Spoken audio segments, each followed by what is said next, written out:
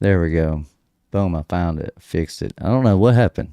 Greetings, everyone. Greetings. There was no sound, but I think we should be fixed now. I should be fixed. At least it's showing that I have sound. So all right, we're picking me up, I think. Yep, we're good. All right. So now we have sound. I don't know what happened.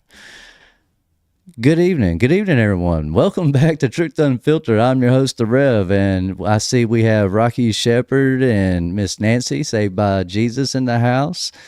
Brother Rocky Shepherd out there on the West Coast, and then we got Miss Kathy Lilly and Miss Linda Smedley. We have Joseph Osborne. He's here with us as well. He said, "Okay, so who is the Rev?" Well, that would be me. I would be the Rev. I am the Rev, and I am your host of Truth Unfiltered. And if you've been following this channel for a while and you know kind of who I am already, then you know that what we talk about on this channel mostly it's a Bible study. On Tuesdays and Thursdays, usually around 8 o'clock, if work allows, from 8 to 10, I'll do a 2-hour Bible study on Tuesday and Thursday. And I kind of pick those times because they're irrelevant to most people. You know, most people don't have, in our community, aren't really doing much on those times. So we have 2 nights a week that I do this Bible study. And the thing is, I haven't been able to put together my lessons for those Bible studies. And when I go through those Bible studies with you guys, I want to be true to it. I want to be true to the word. I want to speak on what we're reading in a way that it's buried in truth. I mean, it's grounded in truth.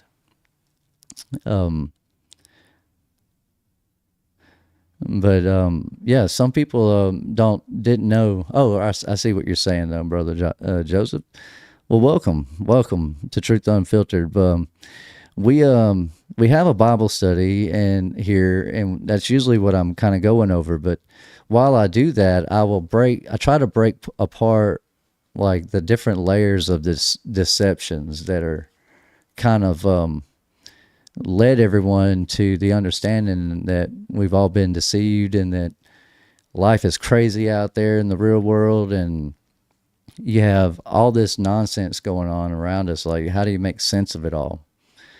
And normally I go live at 8, and I'm going live a little early tonight because I wanted to watch and participate in the premiere stream with over there at Leaving Babylon with Madeline and Ricardo.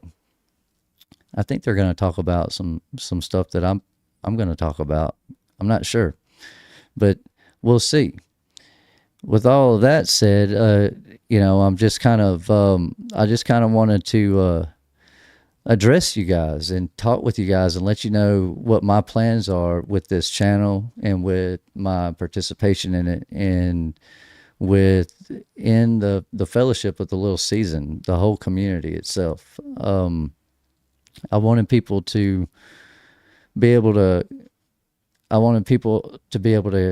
talk about a little bit more. I wanted to be able to talk freely a little bit more with everyone about what's going on in my life and within the little season fellowship.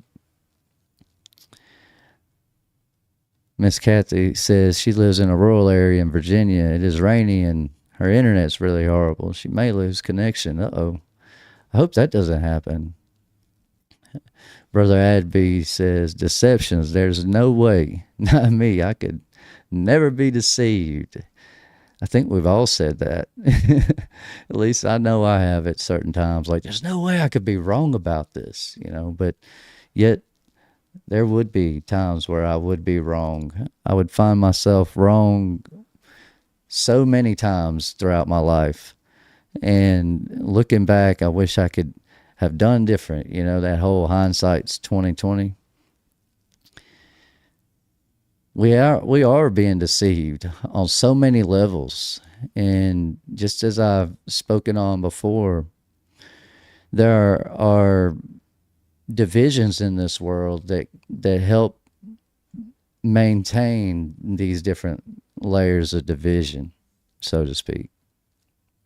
You have different levels of indoctrination. It's some of it is not all necessarily just terrible, I don't guess.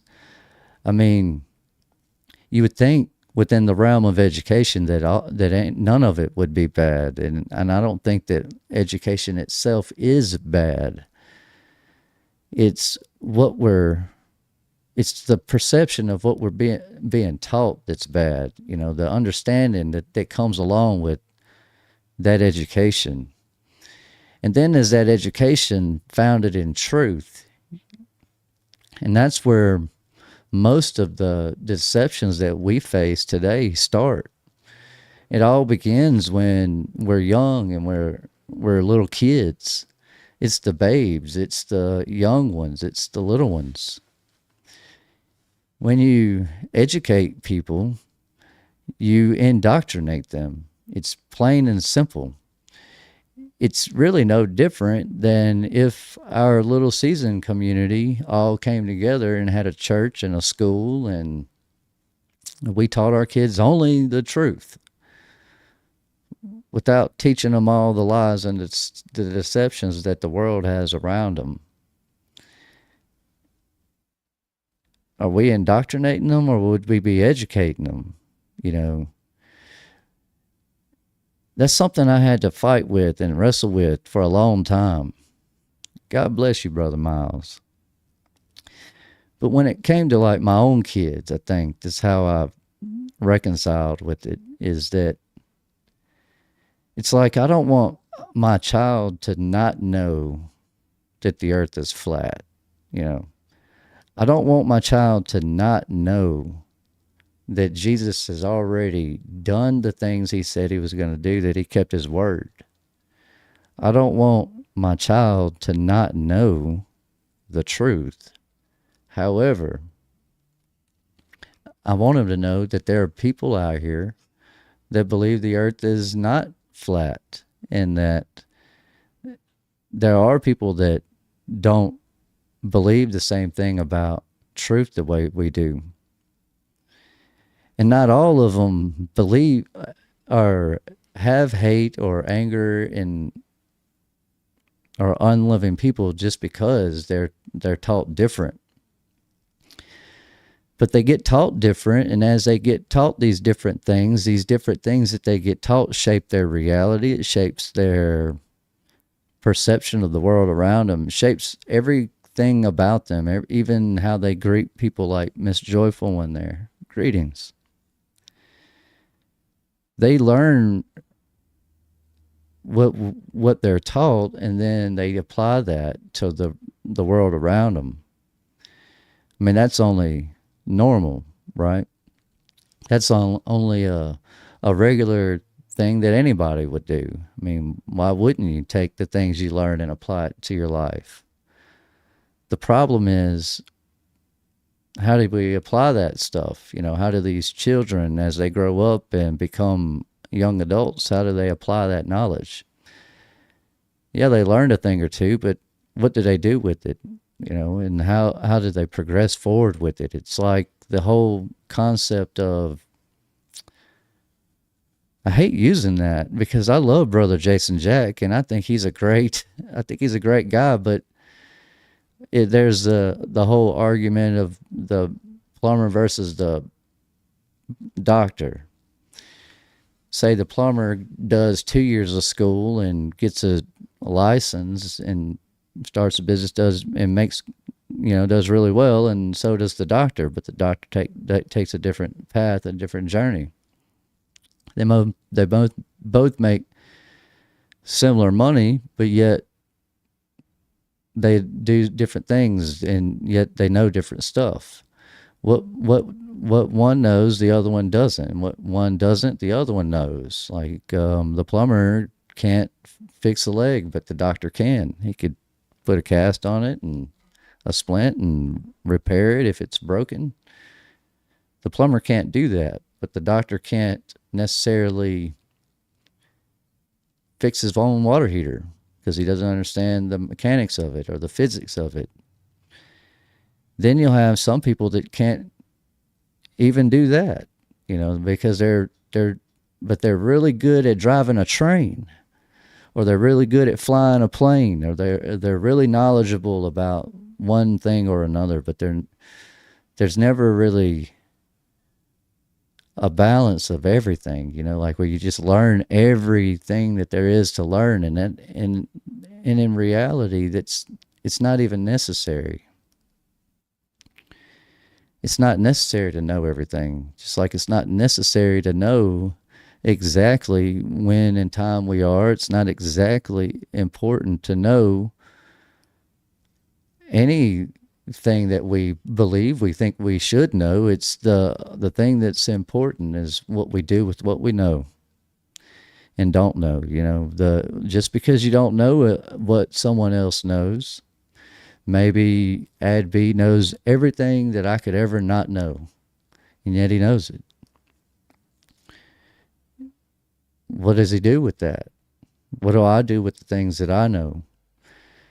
It's like the whole concept of I think I was talking with Brother Miles about this, but those tribal people that live on those islands that are untouched, they don't know the Bible like you and I do, but they don't know about mercury and metals and fire. Like they know about fire and stuff, but they don't know about like technologies like we do, I guess is what I'm trying to say.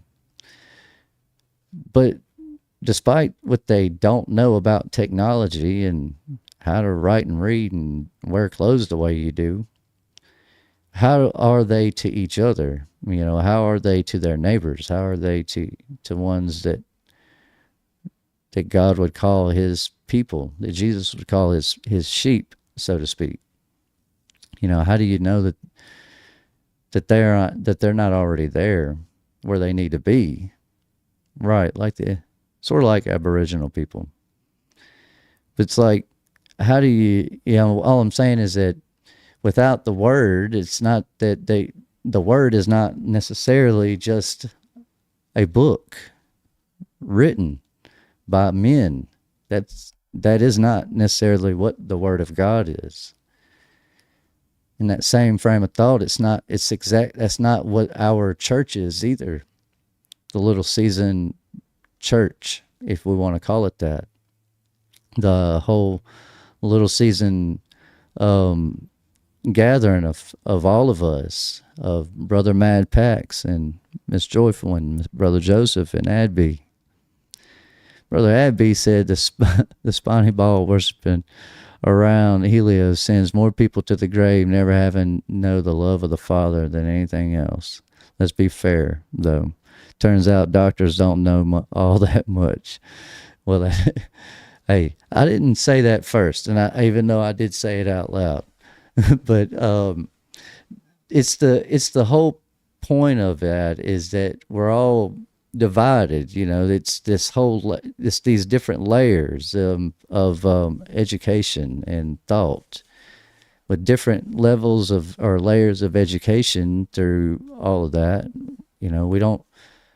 We should learn what we want to learn, and we should learn what we need to when we need it. We should be able to, at least. And I think that would really just solve all those issues. But it's the whole comparing to one another. And I think that's the part of it where we lose focus on why none of that's relevant. On whether or not you're a famous this or famous that, or a wealthy this or a wealthy that, or a successful this or a successful that. Doesn't really matter. It's what do you do with what you have? What do you do with that time? What are you doing with yourself? Are you a blessing unto others, or are others a blessing unto you? These are thoughts that I've wrestled with over the last few weeks, especially when it comes to my own self. Like, who am I? What am I doing here? Why am I here? Why am I doing this YouTube channel? Why do I keep trying to move forward with all of this, and yet sometimes it feels like I'm stuck or being pushed back? It almost makes me want to kind of give up sometimes. It's like you think you're making a good decision sometimes, but within the world around you, you don't realize how many people are against you. When you're not of this world and you're not like the people in it, it becomes difficult to navigate through the ones that are in it and are of this world. It's like the NPCs of reality. They're like inmates in jail. If you've ever been to jail, you know that the inmates run the jail. It's not that they have freedom to go and do whatever. They still have rules and restrictions, but they pretty much run things. It's the same thing in our modern day out in the world life. We work for money and dollars and all of that to pay for time. Time to be able to do the things we want to do and to be able to pay for the expenses of the things we want to do, the cost of enjoying our time in this world. Brother Abby says, sorry, I'm overly chatty. I've been down pretty hard for a couple of weeks and my kittens woke me up from sleeping. He says, one critical flaw, though, he says, I see in people is that as soon as they leave one authority, they seek out another man to do the thinking, researching for them, and just blindly submit to whatever their new authority is. That's right. That's why I've said before that, I'm just the Rev, but you're watching Truth Unfiltered.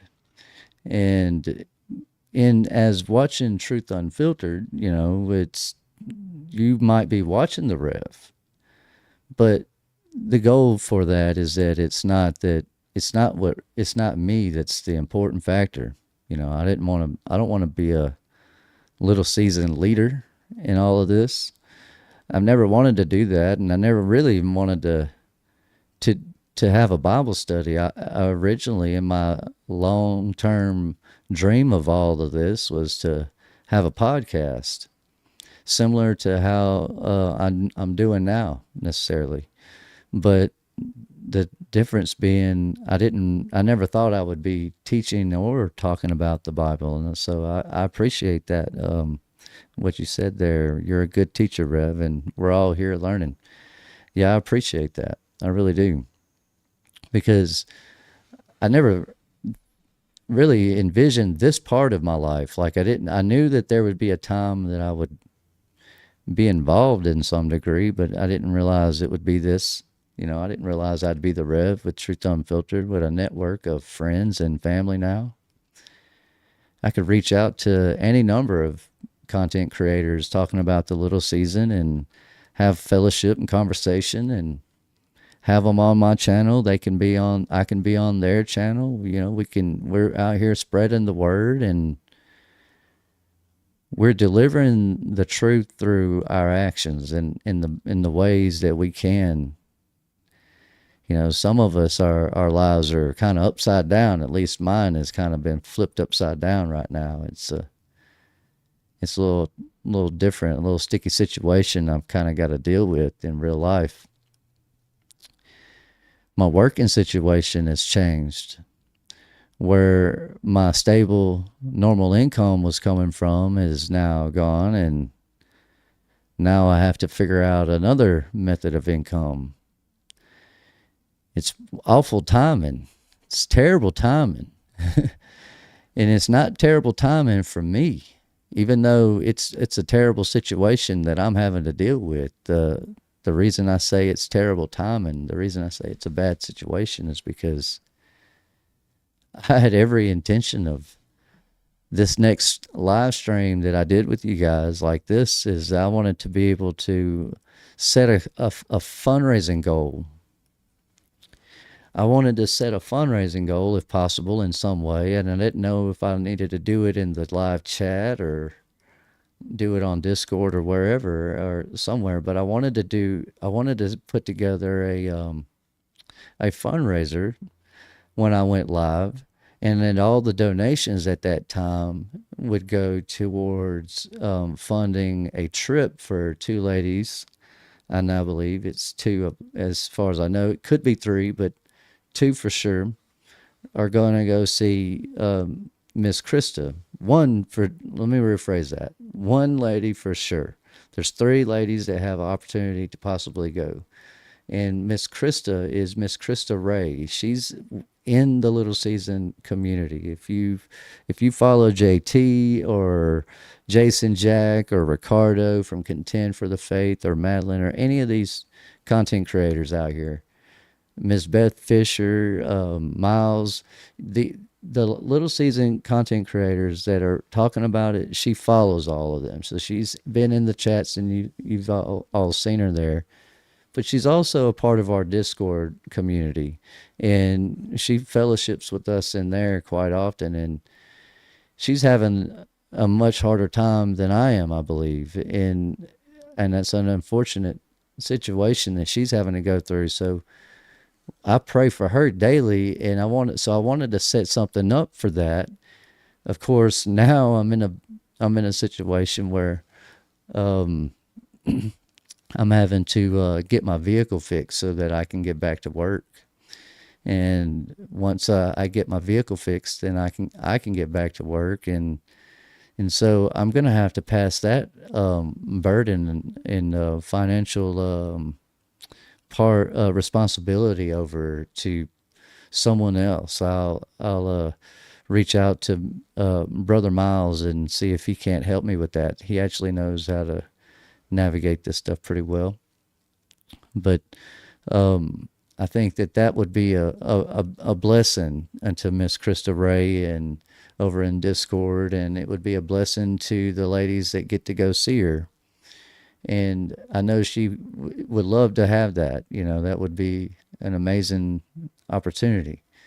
And so I wanted to kind of set something up for that, and I'm still going to set something up for that, but the proceeds would be dealt with and handled probably by someone else other than myself. I don't want the temptation of need to interfere with that. Regardless of my situation, the only issue that I have in my situation necessarily is that my transportation has failed me. My personal vehicle, my truck has died on me, and I need to get it fixed. And I'm not 100% sure what it is wrong with it, but I know that it costs more than I have to actually pay to get it fixed right now. So I'm having to deal with that and work on that issue until I can until I can figure out something else financially, that is, with work. YouTube doesn't pay the bills, unfortunately, though of course it could one day pay the bills. We'll see. You never know. It's just it's up in the air on all that, but it does help out a little bit. It's a little relief once in a while. I get a little bit of beneficial help from that.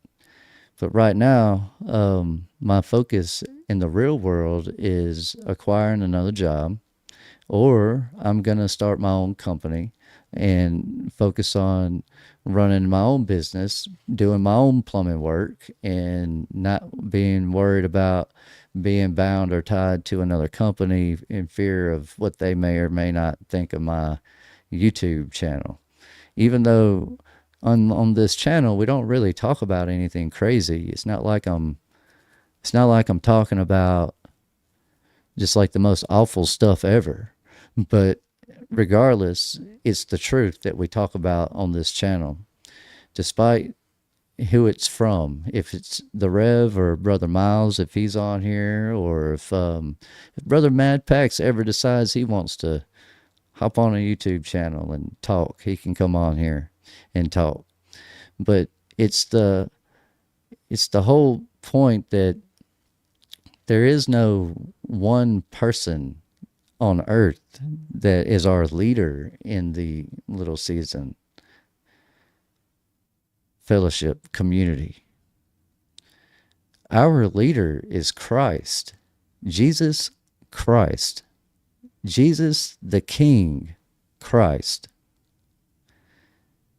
Jesus who died on a cross, rose from the dead, ascended into heaven, and returned with his horse on his white horse with his thousands of saintly army. And then that Jesus dismantled the very structure of the world that everyone lived in, rebuilt it in a different image and a different version of it, did it better, and left behind a world for us to inherit. And yet, some people, straight out the gate, as soon as that door was opened, they ran out into the world and reclaimed everything that was never theirs to claim to begin with.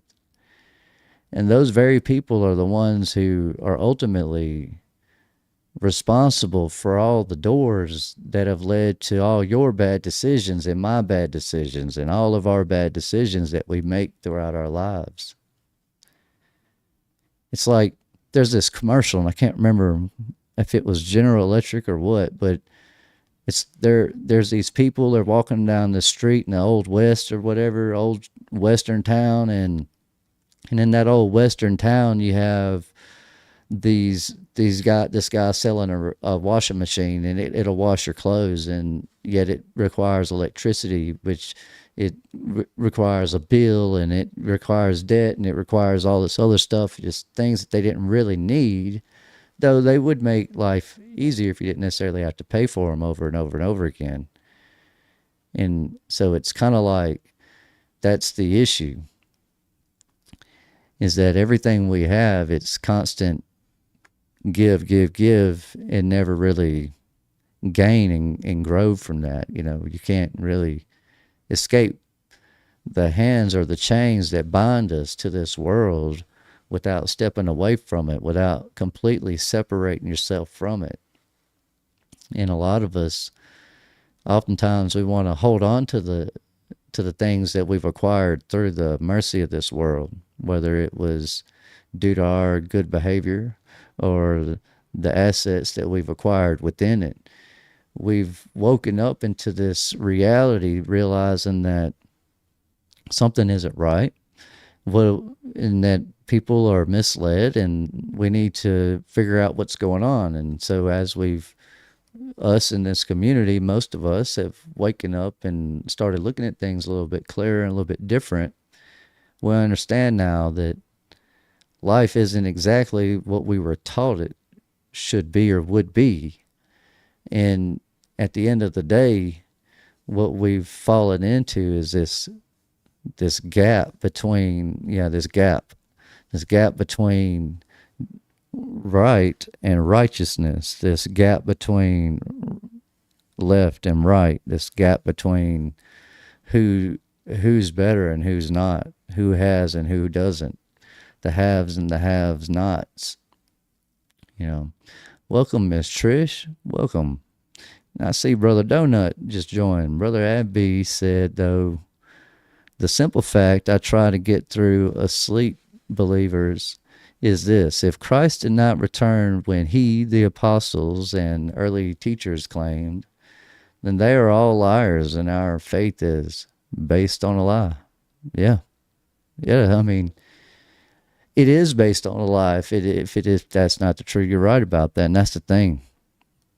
People don't understand that denominations and differences equal to lies. I mean, that's exactly what that is. I mean, whether we call it a denomination or not, or we call it a different thing or not, and that's a part that that's the part that's going to hurt the most, for any one of us in this community is the separating from all the people that are bound to their doctrine, not their belief in Jesus so much as their doctrine. Dealing with those people. And I say those people because we used to be those people, most of us. At least I was. Let's see. Cornelia Bender says, "Hi from Germany. May the Most High Father bless you in the name of our Messiah, Jesus Christ." Amen. Amen. Blessings. Blessings. All the way from Germany. I know I love some Germany. It's beautiful out there. Gina Groom says, "Much love, everyone. Uplifting blessings of Father's Abba's grace through Jesus Christ in his name. Truly pray for one another. At Rev, prayers all around, spiritual warfare again, listening, much love." Yeah, it's strange. I don't want to sit here and just weigh you guys down with my burdens and my woes and my ups and downs. It's strange because I've noticed that even within our community and in the people that fellowship with each other daily, we don't, it's weird. I've noticed that a lot of people are struggling. I'm not the only one. There's a lot of people that are going through hard times right now. There are people that are going through separations. There are people that are going through job losses. There are people going through health problems. We have burdens and woes galore, but they're not getting any less. They're going to keep getting more and more and more, and that's the reality of it. And the reason that things are going to keep escalating is because people are going to constantly be adding to the things that they're trying to do away with. It's like creating movements and whatnot. The only movement I'm trying to stir up is the movement of fellowship. A movement that says whenever me and Brother Madpax are hanging out with Brother Adby and we decide to fly over to the UK and just to have tea and biscuits, and we can go hang out with Brother Donut, the Dragon Slayer, and fellowship with him and talk about the things that we like to talk about, like Jesus Christ. And it doesn't matter where we're from or who we are. It doesn't matter that we're American and that he's from the UK. It doesn't matter that people like, I think Brother Dr. Hugh Maniel is from India, I believe. And, it doesn't matter, though. China, Australia, Africa. At the end of the day, the only movement I'm pushing for is the one where we're all on board with Jesus Christ. The problem with people being on board with Jesus Christ, I feel like, especially for us in this community, is that you have people out there that really love Jesus Christ. I mean, they love Jesus. I know almost every lady that in this phone that I can pick up and call them and ask them, they love Jesus Christ. And the problem with that is that the Jesus Christ they love may not necessarily be the Jesus Christ that they are supposed to love. There's a fine line between completely different and vaguely different, barely different. But regardless, if it's different, it's not the one. It's not the original one. It's not the one. Jesus is the one. He is the only one, the way, the truth, and the life. We all understand that. You ask anyone who loves Jesus, they'll also say that. And yet they don't necessarily understand that, though they probably think they do. Most people do think they understand everything that they think they know already. They're ahead of the game, ahead of the curve. They know a thing or two already. But the problem is that their hopes are in a Jesus that didn't do the thing he said he was going to do. Their hope is in a Jesus that's going to go to heaven and wait on them.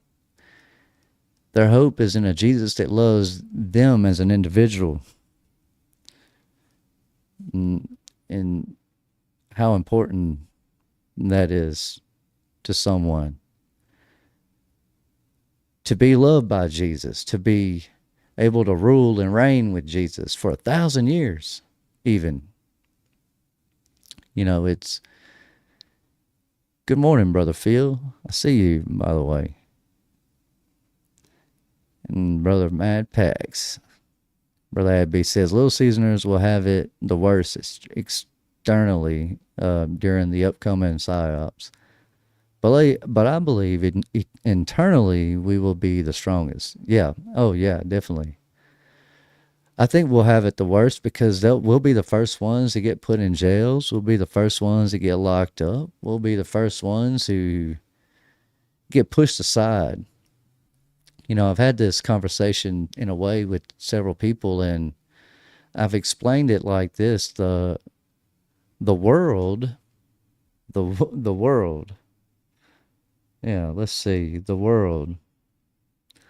Let me put this back. This is not what I want y'all to see yet, but we're going to get to this. This is pretty cool. And you guys will like this. I can't see the chat like I did, but that's what I didn't want to do. So let me move this around. Where is my buttons? Main count. Nope, that's me. Wrong one. I got buttons around here somewhere. There it is. Okay, so take that away.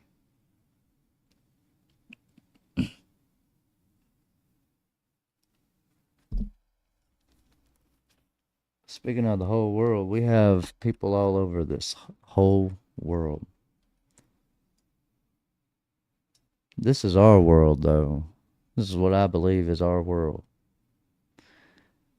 At least what we could probably get to and deal with. We have people all over this whole world. We're scattered out everywhere. And we're not all going to come to the little season in the same way. Some people are going to learn about the world. It's going to look very different. It's going to look a little bit more like, let's see if I can hide that. It's going to look more like this. I don't know if you guys seen this or not, but this was displayed on an episode that Miss Miles and Miss Beth and Brother Miles had done. I don't know why I got that backwards, but this is a map that she made, Miss Beth Fisher made, of the different districts of the little season. And the thing is, everybody's in different places within those little districts. And there will be people that'll get divided because of beliefs. And, you have people that are the little season believers that believe in talking against Paul.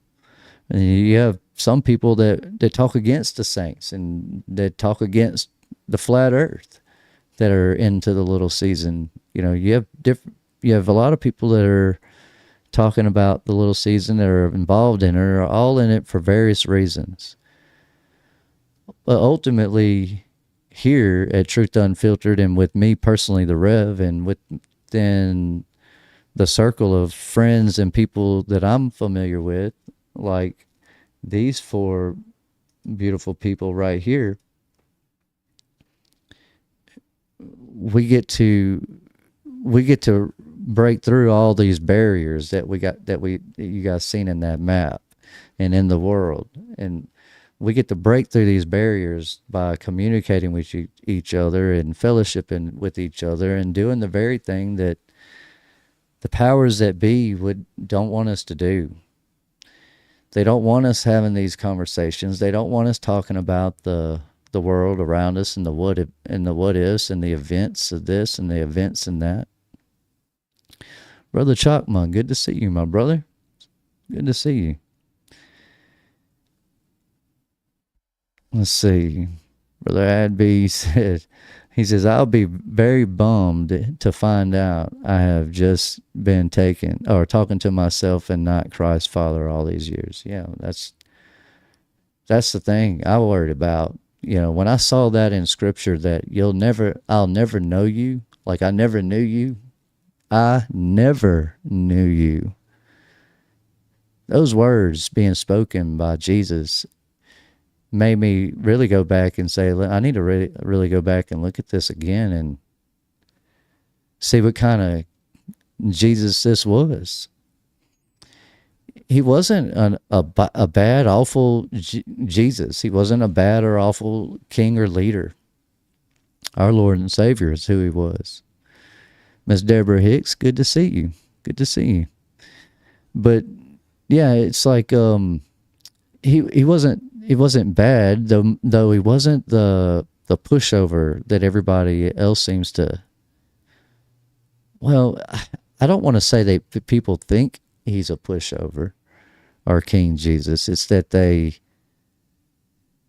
think of him as too weak, I guess. I don't know. It's weird. I don't want to say that people that don't know what we know think bad about Jesus. I'm just saying that people that don't know what we know about the little season and understand what we know about the little season, they look at their version of Jesus loves them so much. And that's why he's going to come and save them from having to deal with anything. Their understanding of getting in trouble is going to hell, not dealing with people on earth, really. Not in the same way. It's a different type of understanding, I guess, but it's a part of all those doctrines that lead to all of that. Why Jesus is this way or why he is that way. Why he would turn the other cheek but then tell people to go buy swords. Like, why have a sword if you're just going to let them beat the mess out of you anyways? Like, why even wear a shield and a body armor, a suit of armor? Like, why even do any of that if you're just doing that? Is the expectation that by just simply giving up and turning the other cheek that the people that are beating you are going to just stop and just have a change of heart and just stop? You would think it would be, because that's how you would do it. That's how I would do it. I would stop. If I knew what I was doing was hurting someone and they said, "Ow, that hurts," or "that hurt, that's hurting me," I would stop. That's what I would do. I wouldn't want to keep doing something that's hurting people. But the problem is you have people out here in this world that try to hurt people to hurt people. They need to hurt people. They want to hurt people. It makes them feel good. That's where they get their enjoyment. That rush, that sensation of being able to dominate another man as a man, especially if you're a small man, dominating a bigger man because you have access to his bank account for whatever reason, because you're a banker. Maybe that's why. Maybe you're a banker and you're dealing with some business. Some basketball player. You give that basketball player all the money he could ever want. All he has to do is do the things that you and I wouldn't do with this little man who owns this bank. And the crazy thing is, those same people are on the same banks. They're all the same people. Everybody that's in charge is the same people. And you have the same problems everywhere, like even here.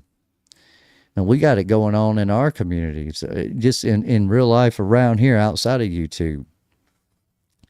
There are people, like, for example, there was a guy that was running for alderman. And I don't know if you know what an alderman is, but let me get back to this. We had a guy running for an alderman, and there were people that were trying to get him hurt. They were trying to get him put in jail. They were awful and telling lies and making up all kinds of stuff about him. And these people aren't even trying to run the whole world. They're just trying to run a little area, a little town, or a city, or a county. They're only in charge of a few hundred people. Well, in this case, a few thousand people, a few 100,000 people. They're in charge of a few 100,000 people, or so to speak, so that they want, that's what they want. They want to keep that power. They don't care that they're not famous over in Australia or all over the world. They don't need what that and want what that necessarily what those basketball players want. But these little local politicians, your local municipalities, all those folks, those elected officials, they all believe that they're entitled and that they deserve to be there.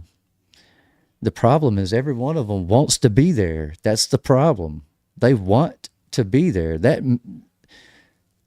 Our governor, Tate Reeves, for example, in Mississippi, he didn't decide to be governor to help Mississippi. Let's just be real. He did not do that. At the end of the day, he chose to be governor because he wanted to be governor. He wants to be the governor of Mississippi. The same as all your judges. They wanted to be that. They wanted to be a judge. They want to be a judge. They want to be a politician. They want to be a world leader in some degree. They want these positions of authority. Not because they care about you as an individual, not because they care about you as a person, who you are. That doesn't matter to any of them. All that matters is that they get to decide what happens to you if that option comes up. If it comes down to you and them, they have the power to deal with you more than you have. And well, you don't have any power to deal with them, so to speak. That's how they want that. They want those positions. They want to be those leaders. They want that.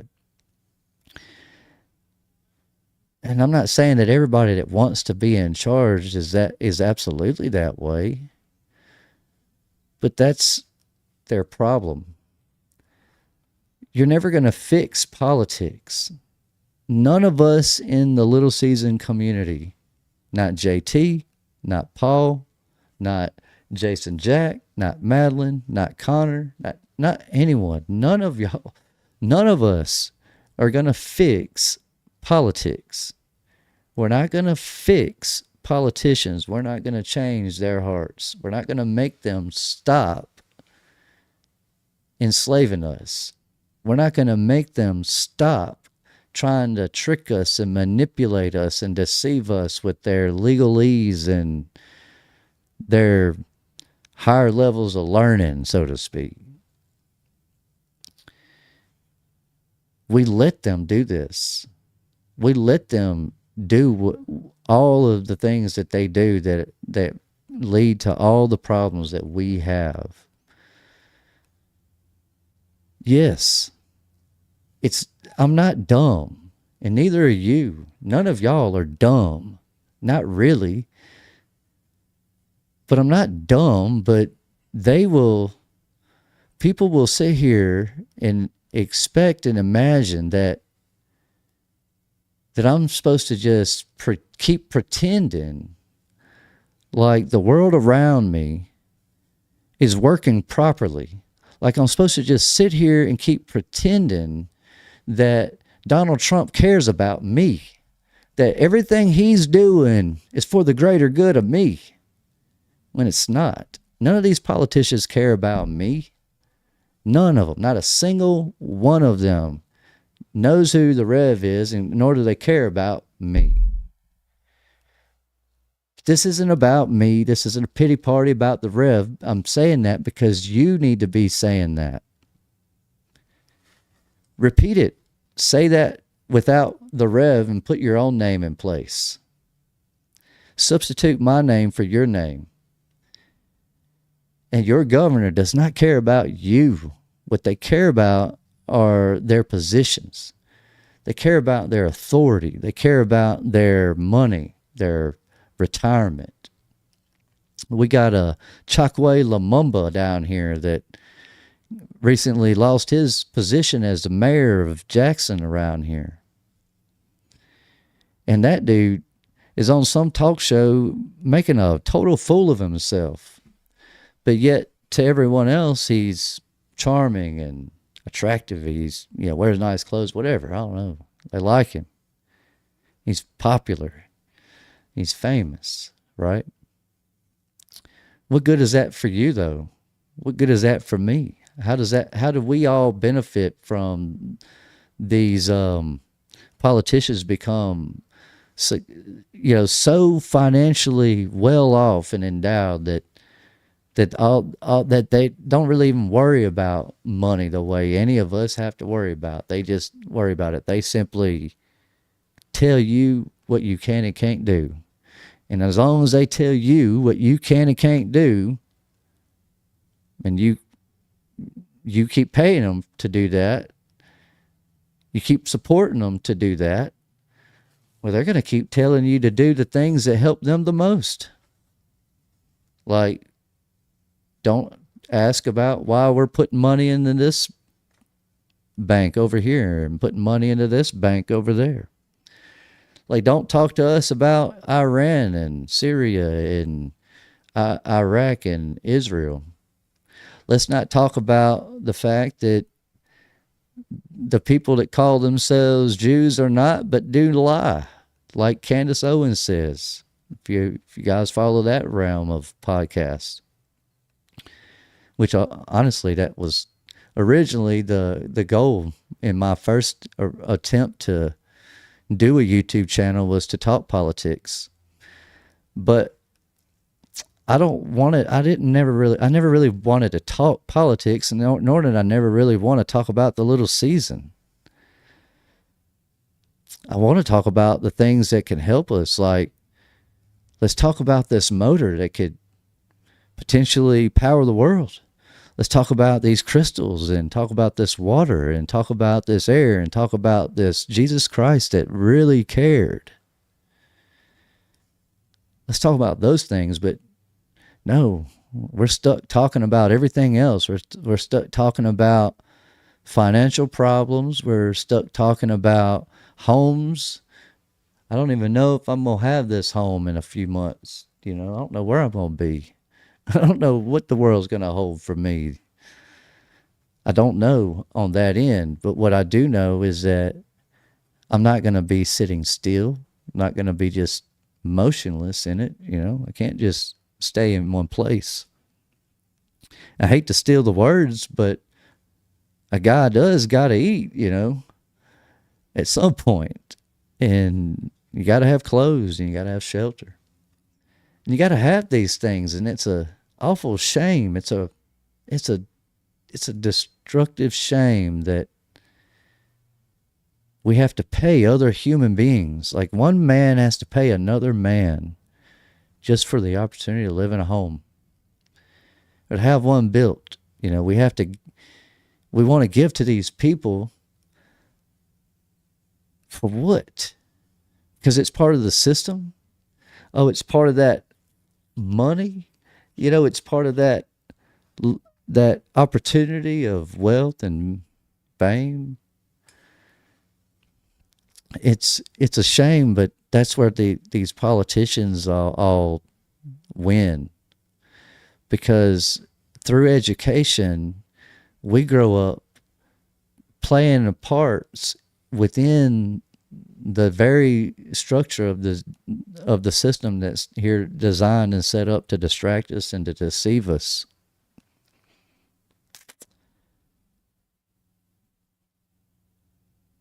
That old fella Tate Reeves only wants to be a governor because we have tolerated other people coming up with terms like governor, and then telling us what a governor does and what that governor's responsibilities are.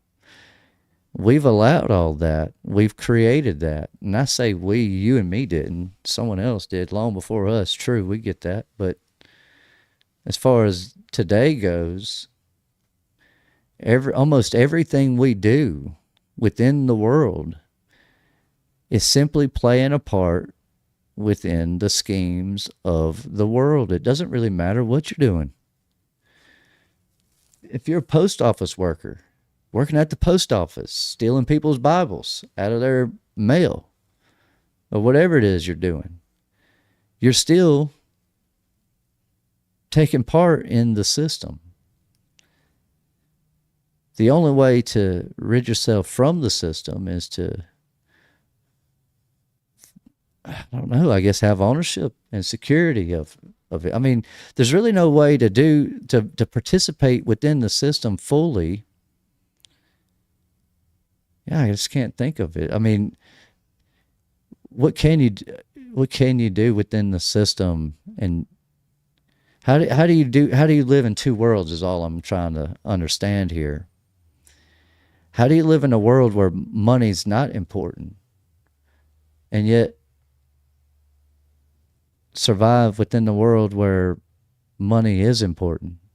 You know, how do you live in a world that doesn't have congressmen and senators and statesmen and stuff like that? How do you function? Like, what do you do with your time tomorrow if it all shuts down? You know, just yesterday, I think it was, and it was only Monday. It was Monday, so it wasn't a random day, but I was trying to establish an EIN and the system was shut down. It's weird. Oh, yeah, that's right. Miles is starting soon. In case you haven't seen that, Miles has is posted a video that him and Miss Beth Fisher and Tyler Woods and Brother Grady were a part of, that they had filmed about a gathering, a get together, and so he was going to share that with his on his channel with his subscribers and stuff, which realistically we all have the same subscribers. I think. I mean, I don't know many of us that don't follow the same people or the same crowd, but that's what's going on over there at Brother Miles's channel right now, Miss Trish.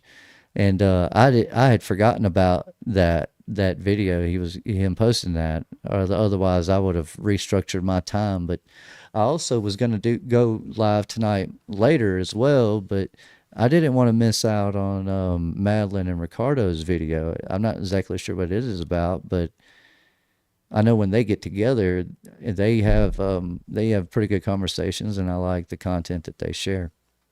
I like listening to them. They're a blessing, I think, to that end. Miss Kim says everything for God's glory. At work, I pray for what is right and against what is not while I work. That's how I endure the job.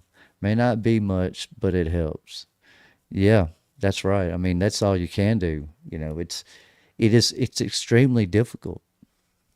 It's extremely difficult to walk a Christ-like path, to be exactly like Jesus was, to be perfect, you know, to not get angry for no reason, you know, to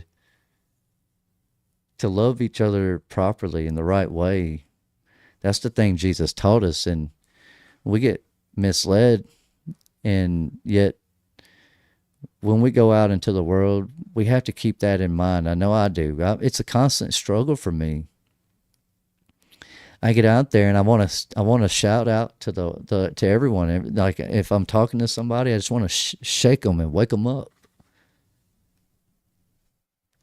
But the problem is I don't really know everybody's heart. You know, I'm not God. I'm not Jesus. I don't know what's in everybody's heart. And despite the limitations of someone's knowledge, you may not necessarily like what's in everyone's heart either. It's a sad reality of truth, that whole understanding that not everybody does get saved. You know, I think that's one of the other downfalls of education, is that it leads to schools of thought that tell people that everything they do doesn't matter, that the only that there is no hell or no heaven, and that there is no afterlife. Those are some of the worst ones. And then you have the ones that'll tell you that you can do whatever you want and none of it matters. All you got to do is believe in Jesus. It's a strange thing, because I I can talk about this now because I don't work there anymore. But I had this lady who, see, I don't ever start these conversations, by the way. And I love you guys too, by the way, brother Donut. I love all of you guys. I really do. Brother Jason, good to see you, brother. Good to see you. Miss Kim says, we're exactly where Jesus wants us. When you meet people or see situations that are tough, you pray. Sometimes I think that is the most important thing we can do for others. Yeah, that's right. Yeah, I agree. I agree with that. I agree with that. But like I was saying though, I think at the end of the day, what's ultimately at is that ultimately the thing that I think, the thing that I burden myself with the most is what do I do about the ones that I could have helped, but I didn't because I didn't say anything or I didn't do anything. Our politicians are never going to help us. Not really. They're not ever going to save us. It doesn't matter if you're black or white, if you have white fatigue or black fatigue. It doesn't matter if you're a lefty or a righty. It doesn't matter if you're a fur animal or what. None of that matters. At the end of the day, they will never ever do anything good that is for you. It'll never be for you. They'll never be that. That's why they like to take those parts of the Bible out. They remove those verses and they change those words because the Bible tells us not to trust in the government and that it's full of it's like den of thieves and vipers. That's the same concept that what Jesus was upset about with the Pharisees. All those people knew better. They knew more than the average person around them, and yet they were keeping people bound in chains and keeping people as slaves and not allowing people to know the truth. They're not going to ever help you, these politicians, no matter what you think and what you do. It is never going to happen, period. And I will stand on that as a fact. It is what it is at the end of the day when it comes to me. Whatever happens to me happens to me, and it is what it is. But that has nothing to do with the truth. That has nothing to do with the little season or the fellowship that you guys and gals and ladies and gentlemen and myself are all trying to achieve. It's like those titans down in South America. You have those there's potentially military down there fighting they're fighting the titan. And I know there are people that truly believe this. There are people that really truly believe that that's what's going on down there. They see it. They got their sources and they trust their sources. I'm sure they do. But I'm just going to be real with you for a moment. I don't care. I really don't. Not about no giant monsters anywhere. I don't care about them hurting me, doing anything to me, even if they are real. I do understand that there are people that may believe in them and there are people that could be affected by them if they are real. I totally get that. I do get that. If they are real, yeah, there are people that need to know. Well, I guess what I just did is I said enough. Now they can go look it up for the ones that watch me and listen to me, and see if it is true or not. But the point that I'm trying to make is that that's on TV. It's a scare thing. It's a scary thing. It's a scare you thing. And even though it's YouTube and it's people you don't think of as TV talking about it, It's still TV. Well, this is TV. What you're seeing is this is television. It's entertainment. You're either entertained by what I'm saying or you're not. You either like what I'm saying or you don't. It's plain and simple. It's the same thing with anything you deal with. Either you like it or you don't. People don't keep company with people they don't like, just like we don't keep things in our possession that we don't like. We get rid of it. We move on. Problem is we're taught as Christians through these doctrines to have so much tolerance that we're just going to allow these people to keep putting themselves in positions of power and authority over us, expecting them to do that, expecting that they're going to just one day wake up, rise up and say, you know what, we're going to turn off all the light bills, turn off all the water bills, we're going to turn off all the mortgages and all the rents, and now all the work that people need to worry about now is trying to figure out how to get to each other, how to hang out with each other, and how to fellowship with each other. That's the work we need to be focused on, not necessarily who's our next president and who's going to be our next governor. Is it going to be this guy or that guy? Is he going to save the day? Is he going to turn taxes around? It's all bull. Every bit of that. It's all bull. B-A-L-L or B-A-A-L bull, for those who don't know how to spell. It's all bull. That's all that is. All of these worldly agendas, there's nothing we can do about all that. We can't fix that. All we can do is not participate in it. Look at those silly elites over there. They're going to war with another group of people for no reason. I mean, what are we gonna do about it? Really? What am I gonna do about it? At the end of the day, we have to be real and realistic with ourselves and about the things that are going on with us and all the way around us. I'm not saying that we don't need to do anything at all, but we are not sitting here next to the Rev. We are all divided and separated and scattered all over the world. That is us in the Little Season Fellowship. That is us in our community.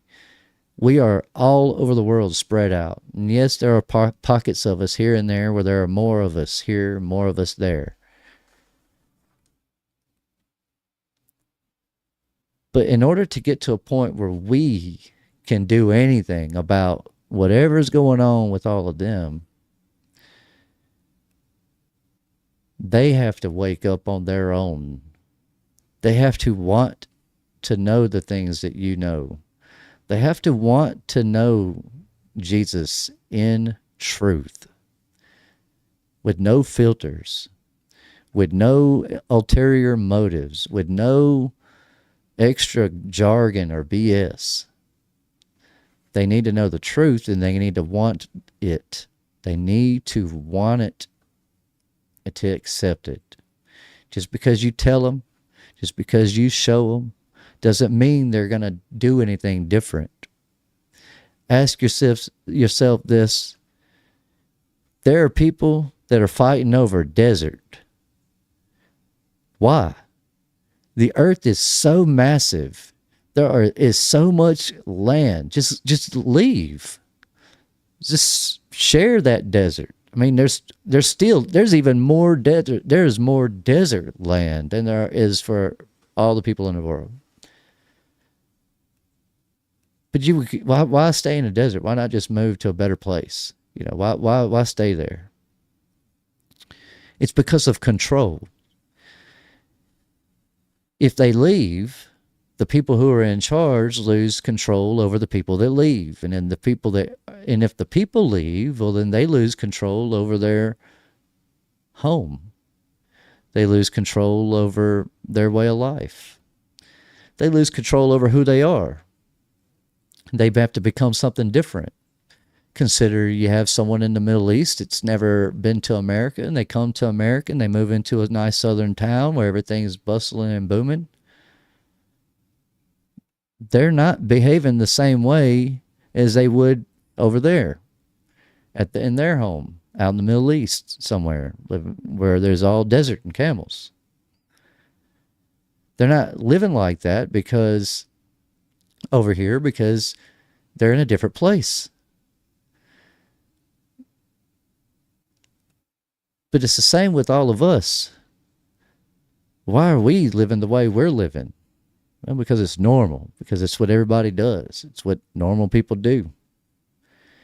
Normal people get a job and they indebt themselves to all these bills. They don't even pay their bills right. They pay them with credit cards and money and all this other stuff. And you know, there are other ways to pay your bills. All your bills are really already paid. And, ooh, be careful, Rev. Don't go in that direction. I don't want to talk about all that. But real talk, all your bills are paid. Every one of them are paid. It's an interesting thing. It's getting access to that. That's the problem. Because they hire people like, unlike you and me, but kind of like you and me. They're just like regular people that need a job so they can support their families.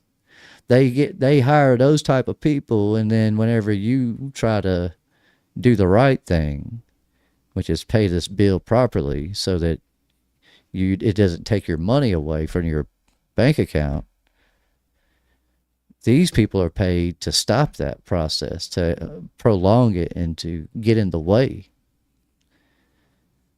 They don't know why or what they're doing or why it's important or why it's better for them.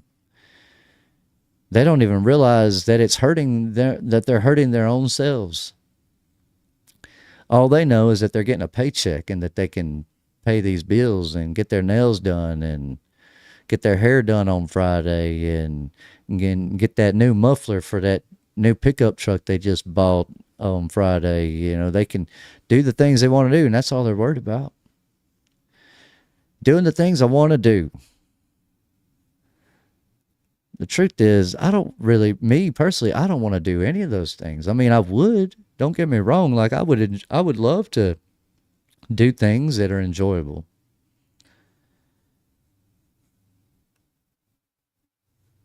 But I don't want to do it at the cost of promoting a society that's going to continue to always push against what's best for themselves.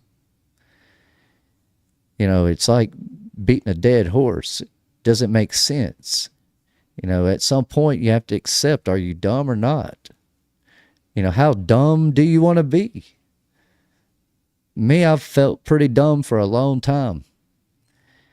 I've felt dumb about a lot of things. There's been a lot of things that I just couldn't bear the weight of and understand. And then you realize one day, wake up and say, you know, I'm not that dumb. I understand what that person said, and I know exactly what they meant, and it ain't what they're trying to make me think. That's the thing. How do you get everybody to think like that? You know, how do you get everyone to wake up? It's going to be hard to do.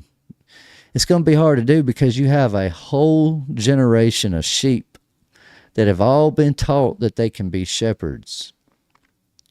We have a whole world full of sheep that believe they can be shepherds. And it doesn't matter if you're an American or if you're from China. In China, they're teaching them the same thing. They can be shepherds. If you just follow the rules, do what we tell you in the way we tell you, exactly like we say, follow the rules, do what we tell you, don't argue, don't shake the tree, don't rock the boat, don't do none of that, and you can eventually move up, especially if you have the high enough scores on everything, and then you could be the president of the United States, and then you could rule and be the leader of the free world, and you could have it all. You could have everything your heart's desire. This is what you get with education. This is what you get with the world and the systems around it. Just follow and obey. Just do what they say. Don't argue and don't fight. Just turn the other cheek. Don't worry about being meek. Go out there and show them you can be as weak as you want to be. And God will take care of you. Don't worry. He'll do all the work.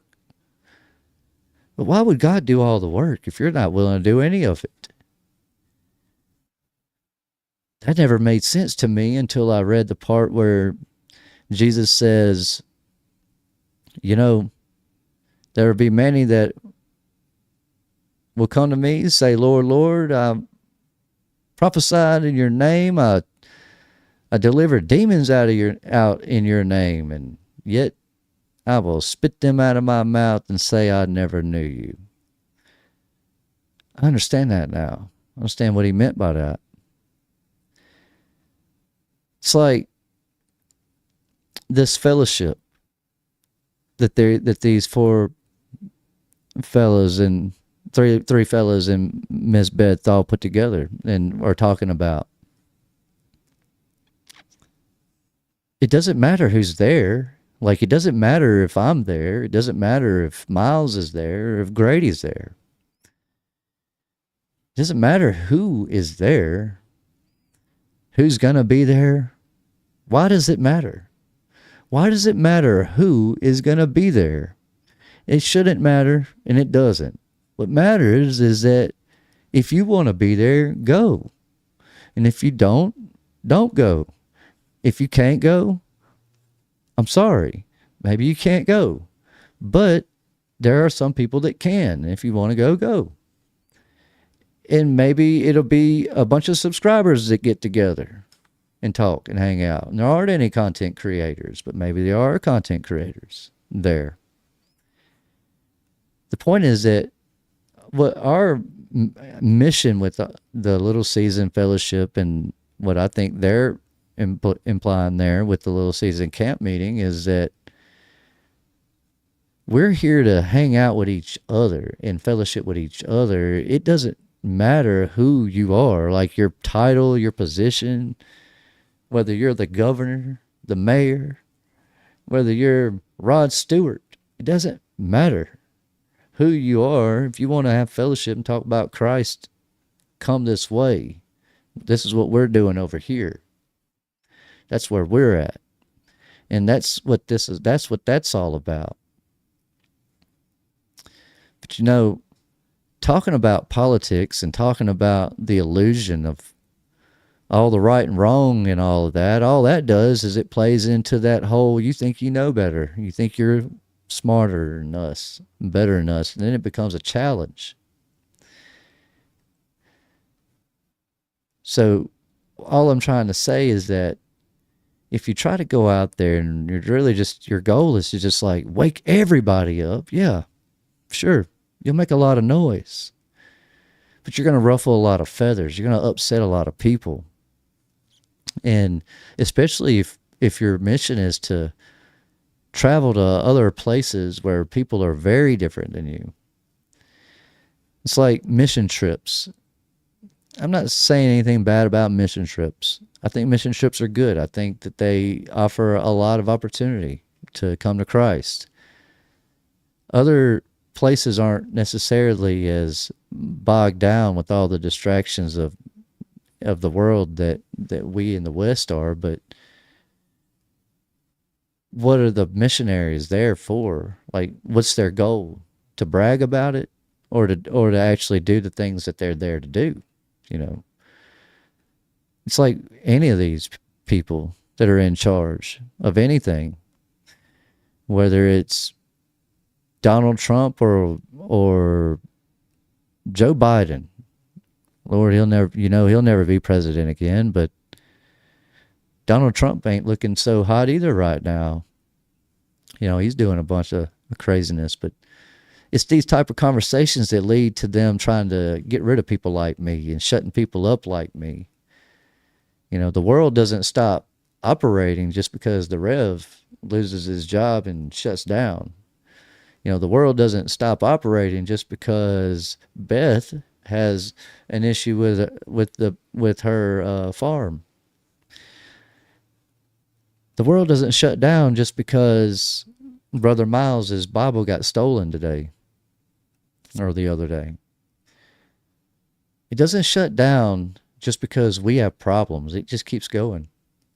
It just keeps going, and so do all the people in it. The problem is we're all supposed to be just keeping on going. We're supposed to be moving forward, but the problem is a lot of people are afraid to move forward sometimes because there's a lack of trust in the community. There's a lack of trust in the world. There's a lack of trust in general. And with good reason. It's better that way. We're not supposed to put our trust in men. We're supposed to put our trust in the Spirit, in the Holy Ghost, in God, our Father in heaven. Jesus Christ tried to teach us that way. Yeah, that's crazy, Miss Kim M. Brother Miles left his Bible in the vehicle, and I mailed it to him. I put it in a box, wrapped it up, sealed it up, sent it to him, and the post office said someone took it out of the box. And so, yeah, it's a shame. It's a shame. We have criminal activity like that going on. But, the world's not going to shut down and stop to go help Miles recover his Bible. Though some people will, some people will go out of their way to help, especially if they believe that their job title means that they're supposed to help. If their job is to help you, then they will. If you get hungry because you can't work, because you got bad legs and a bad back and you can't get a regular job, you can go talk to these ladies down here that deal with at the Social Security office and the welfare department and all that, and they will take care of you. They will help you out. They surely will. They will help you, but at what expense? At whose expense? Where are they getting the resources to help with? But also, another more importantly type question would be, where's that person's family? Anyone who needs to go down to the government and ask for help, where are their family at? Where's their family? Was it their family helping them? Why is it now the government's responsibility? Or if the government doesn't want to help and the family doesn't want to help, well, then you're just SOL, right? You're in a bad position in life when it comes to that. But that's the state of life, that's the way of life they want us all to be. Not every one of us will have the same struggles. Some slaves get really nice houses, and they're told they can keep these nice houses as long as they don't let all the other slaves know that they also can have a nice house. You got to keep these slaves down. That's what they're doing with the Democrat Party, especially around here in Jackson. They're treating their whole community like they're slaves that don't work. They're just lazy slaves. That's what they're treating them like. The government is. And whether you're white or black, it doesn't matter. I'm saying that in Jackson near here, their political leaders are treating them that way. And they're putting up with it. But not really putting up with it. I mean, kind of they are, but at the same time, they're still causing problems. They're lashing out and doing all the things that you would expect that would come with that type of awful leadership that they have over in our state capital. But it's weird because while all that's going on,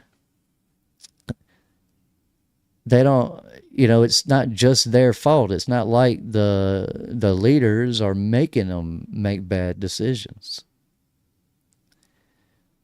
But that doesn't resolve anything, because you have these leaders that don't get punished. Oh well, that they're doing a bad job. I mean, what if Donald Trump bankrupt the whole country tomorrow and we all are we have no more money? We're just gone. He does the worst job ever. Oh well. What are you going to do? I mean, what's his punishment? Is he going to jail? No. Is he going to come to your house and pay your light bill for you? No, he ain't. He don't care. He don't care. I'm just going to say it. He don't give a damn. He don't care about what happens to you. These politicians don't. The government can shut down and, oh well. Yeah, we said we'd help you, but now we're shut down. We can't help you. Sorry. We got all your money though, and you got to keep giving it to us. And if you don't keep giving it to us, then we're going to take away your house. We're going to take away your kids. We'll take away your livelihood. We'll take away your job. We'll take away your car. We'll take away everything you have. How are they going to do that? Where are they at? Where are the ones that want to do all that? Well, they're not the ones that show up at your house, are they? It's other regular people. It's your neighbors. Regular old people who just need a job, just need something to do. You know, they need to be able to make money so that they can pay their bills and do all the things they want to do and enjoy their life. Oh, well, to yours. They're now coming to turn that power off if you didn't pay that bill. But the problem is, who told you how to pay that bill? You know, when did you learn that? That's the question I have. You know how to take a test. You know how to study. You know how to learn all that stuff they taught you in school. But when did they teach you how to pay a bill? And who told you what you were supposed to do? I can almost guarantee that for most of you, nobody said anything ever. Because you got your first bill. You opened up that first bill, you looked at it, and you said, oh, it says send this amount to here. And so you wrote a check or went online and paid it with your debit card or credit card, or you wrote a check and you sent it to them. And your power never got turned off, so you just assumed that is how you're supposed to pay that bill. I mean, that's how everybody else is doing it. You know, they're all working, making money, paying that bill with that money that they're working for, so that the lights don't get cut off while they're not at home. They play into this system and don't even realize it. Almost every one of us do, whether we realize it or not, to some degree. But how do you get away from that? You know, how do you get away from them taking advantage of us and not turning your power off? How do you pay that bill properly, Rev? If I'm not supposed to use money, what am I supposed to do? Well, the problem is, I could tell you it's simple. You just endorse it properly, but how you endorse it matters too, you know. I can't tell you exactly how to endorse it. That's if it's it's different, I think, for everyone, but it's kind of the same. But there's a certain way of saying things so that they understand what you're trying to tell them when you endorse these bills. It's also why they don't want your bill to come in the mail anymore. They encourage you to take have your bills sent electronically. So when they're sent electronically, it's easier for you to just give them your money instead of endorsing that bill and sending it back to them. But the problem is, people will argue and say, well, somebody's got to pay for it, right? It's got to get, where's the money coming from? I mean, if a dude named Paul owns the electric company down here, and he's the one who should get paid for that money, right? Right? You know, where's that money coming from? Well, it works like this. If you properly endorse your bill and send it back to whoever is sending you the bill, they then endorse it and then turn it over to the Federal Reserve. And then the Federal Reserve will then give them the fiat currency or the dollar amount value of that bill. So they would still get paid. That's what I'm trying to explain, is that all of our bills in America, I can't speak for the rest of the world, but for America, for sure, all of our bills are really paid already. Technically, every bill is already paid. It's paid the moment your birth certificates were signed. Boom. Future bills paid. What that doesn't pay for is it doesn't allow Brother Dojo to go see Brother Mad Pax and let Brother Mad Pax build Brother Dojo a motorcycle, and then Brother Mad Pax gives Dojo a bill, and then Brother dojo, hands them the bill back, and then Mad Pax doesn't get any money. It's not for that purpose, yet it can be, because that's still a bill. In that same regard, Mad Pax could technically still turn that in and get some cash money for that bill that he ended up, giving to dojo. The problem is, they make it difficult to do it like that. It's really difficult to live like that and to do like that, because the lady who has the power to turn your power off is going to feel like you are trying to take her power away. And if you are trying to take her power away, she's not going to approve the next step for you to properly be able to get these. She'll still turn your power off, is all I'm trying to say, even though you did everything right. And you'll have to fight and argue, and then after a few weeks, maybe you'll eventually get your power back on. But then you won't have to worry about a bill anymore, because you know how to pay it properly. It's the same way with everything. You may lose a little bit for a little while to reset things. You got to let the people around you that you're dealing with know that you know better, even if they don't. That's why people think I'm an a-hole, so to speak. I'll go in places and I'll talk a certain way, speak a certain level, and talk a certain way to certain people because I don't have time for your ignorance. Not when I'm dealing with the public. What I mean by that is, it's not on me to sit here and try to teach everybody every single thing that they need to know to be awake. And so what I am trying to focus on are the things I need. And then in public, you'll have, especially like dealing with like DMV officers, like the ladies who deal with your driver's license. I say ladies, there's men that do that too. It's just I don't know any of them. I just know that there's a bunch of ladies at the one I go to. I don't work there, but the one I go to, or have to go to every now and then. The point is that when we learn how to pay a bill properly, it's the same. We're going to go through a slight struggle, and for some, it takes a little longer. It depends on how you talk and what you say and how you say things. But it's really that's really why it's kind of like an individual thing.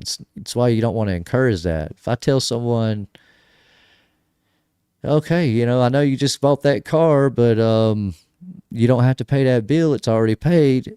There's another fella who don't know that rule. He don't know that law. You know what he's done with his life? He's decided he's going to be a tow truck driver. So now he is jumping at the opportunity to come repossess your vehicle. And he's going to take it. He's going to pick it up, take it, and they're going to try to hold on to it and make it hard for you to get it back. But it's because he don't know any better. Yeah, he thinks he does. He knows better than you because he's got a car and you don't now, He has money and you don't. He has something that you don't. But that's only temporary, or at least it should be, especially if you stay the course. When you stay the course, you end up getting that stuff back, or at least you should. The problem is that what do you do during that time of struggle? What do you, like, for example, here, if I don't pay my rent here, this guy is going to kick me out of this house. So if I don't pay the rent, I can't stay here. So if I don't pay him the way he wants me to pay him, he's going to think I'm not paying my bill. And so, or trying to get out of it. He's going to go through all the processes of trying to have me evicted. And then I'm going to end up in court trying to fight this whole thing. But the police are not going to care about that. Nobody else is going to care about that. All I'm saying is that they'll eventually have me out of here because they're not understanding that the bill is already paid. And even if they do understand it, like the judges, for example, rest assured, most of them understand this. They just don't want you to know. They don't want you to know because then you end up in front of them and then you potentially cause them to lose a lot of their money. These judges get paid a lot of money to put people in jail. way more than they do to let people go. Promise you that. I promise you that. And that's not, I shouldn't make promises, but you can let that yes be a yes for sure. It's like giving up your citizenship. We can do that too. All of us can do that, but when you do that, it doesn't mean that you still can't operate within the realms of the world. You just have to know what to say and how to say it to get things done. But the problem is there's these little fellows down here that work at these gas stations. They don't care about what status you are, whether you're a citizen or not. They don't care if you pay taxes or don't pay taxes. All they care about is that if you want a bottle of Coke to drink, that you're going to give them $3.50 for it. That's all they care about. And if you're not willing to give them $3, and it's got to be the physical money or a debit card, they're not going to let you have it. But you don't have possession of that, and so you don't have that Coke, and so you don't have a right to take that Coke. That's not a bill of exchange that would take place between you and that cashier at that gas station. But yet, when it comes to financial things like homes, rent, mortgage, light bill, power bill, any of these bills, car note, insurance, all of that, those bills are already paid. Any bill that is required for you to live is already paid. It's just getting to understanding how to process those payments and those bills so that they don't make you suffer. That's the hard part. And I've went through this before, and the only way to do it, I've done learned and figured out, you got to have two people. No, none of us can separate wholly from the system and be a benefit to anyone else except for our own selves, unless we have someone else with us. When we try to move through the world and navigate through it and try to excel and dominate it, we lose when we try to do it by ourselves. Yet there will be people that'll find success by themselves, but they did it by themselves, and that's their success. And they can't say that because through their success, their friends also became successful, that all their family became successful, that all their neighbors and everybody lives in their town also became successful because of their success. They can't always say that. So that's the goal with all of us, right? Is that if I get successful, you get successful. If I could learn how to get out of the system, I'm going to say it and I'm going to tell it because I would want you guys to tell me. The problem is showing this stuff is where they get you, or at least for people like me, the content creators, the podcaster type. When we show you that stuff, it puts a target on us, and then they want to get rid of people like us. And I don't really care about all that either. Like, none of that really scares me or worries me. Being homeless don't really worry me or bother me. Yeah, it does bother me. It doesn't worry me, though. I wouldn't want to be homeless. Living in a camper or in a tent, I would do that if I had to. The goal isn't for you to always try to live like you have to, is to live like you don't have to. You don't have to live more comfortable, so why don't you? So let's try to be comfortable. And if you already are comfortable, try to hold on to what you have. Like, it wouldn't make sense for me to go get a job and then get fired from that job because I show up every day talking about Jesus. I don't realize I'm in their house and they don't like Jesus. They don't want to talk about Jesus, so I don't need to talk about him. Especially if I want to work there. I know how to keep my mouth shut when it comes to that. Problem is my face and name and all that's out here now. I'm on YouTube. I have quite a few subscribers now, and people are listening and paying attention. And other people are starting to learn who I am, and that's going to have an effect on future employment. And so I would have to think different. I would have to think outside of the box. And this thing says that there's an issue, but I'm gonna say it's not an issue. The point of all that is to say that the only thing that's going to save anybody, that's going to help anyone,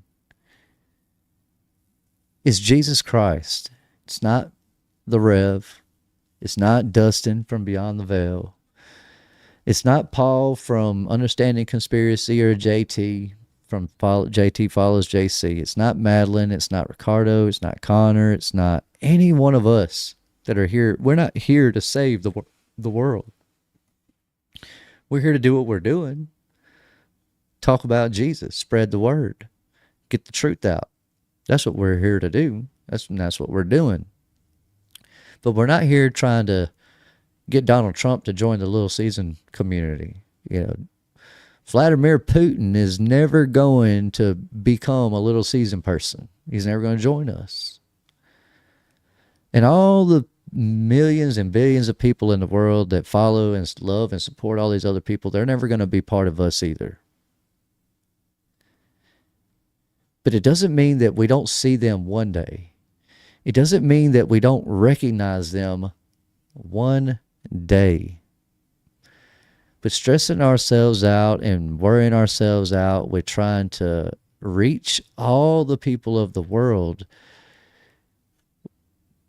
that's where I draw a line between doing for others and doing for yourself. That's who are you doing that for? When you preach that gospel, when you go on that mission trip, when you go here and you go there.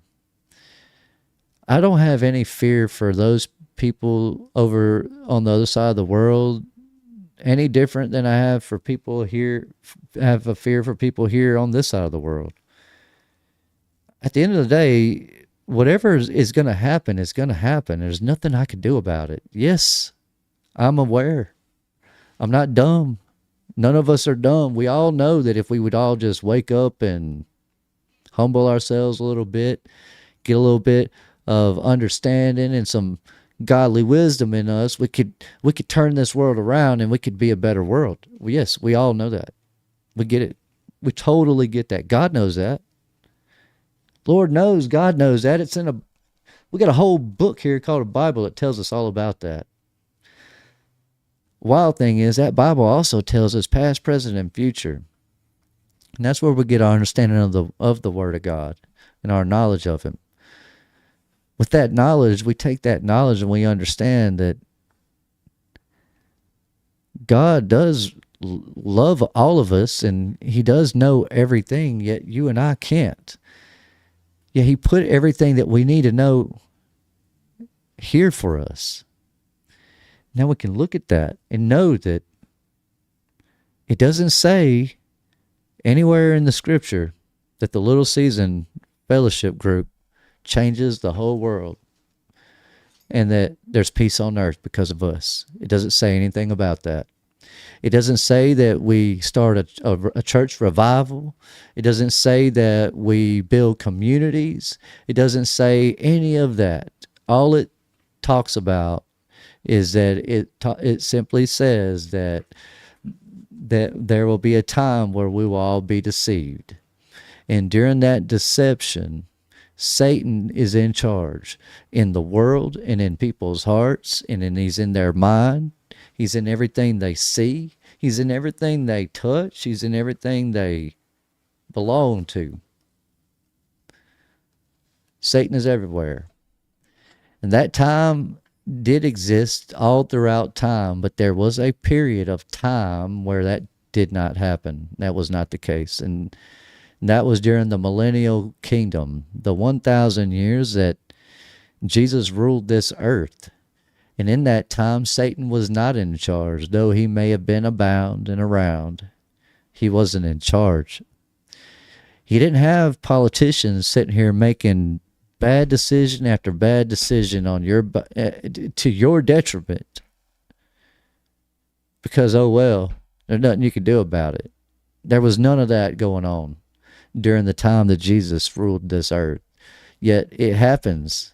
And in the Bible, it tells us in chapter 20 of Revelation that there's a little season that comes right after the loosing of Satan. And in that little season, we're all going to be deceived. Even the very elect, if it were possible, would be deceived. We're just fortunate that the elect didn't get deceived and aren't deceived. But yet, there are so many people in the world that are deceived.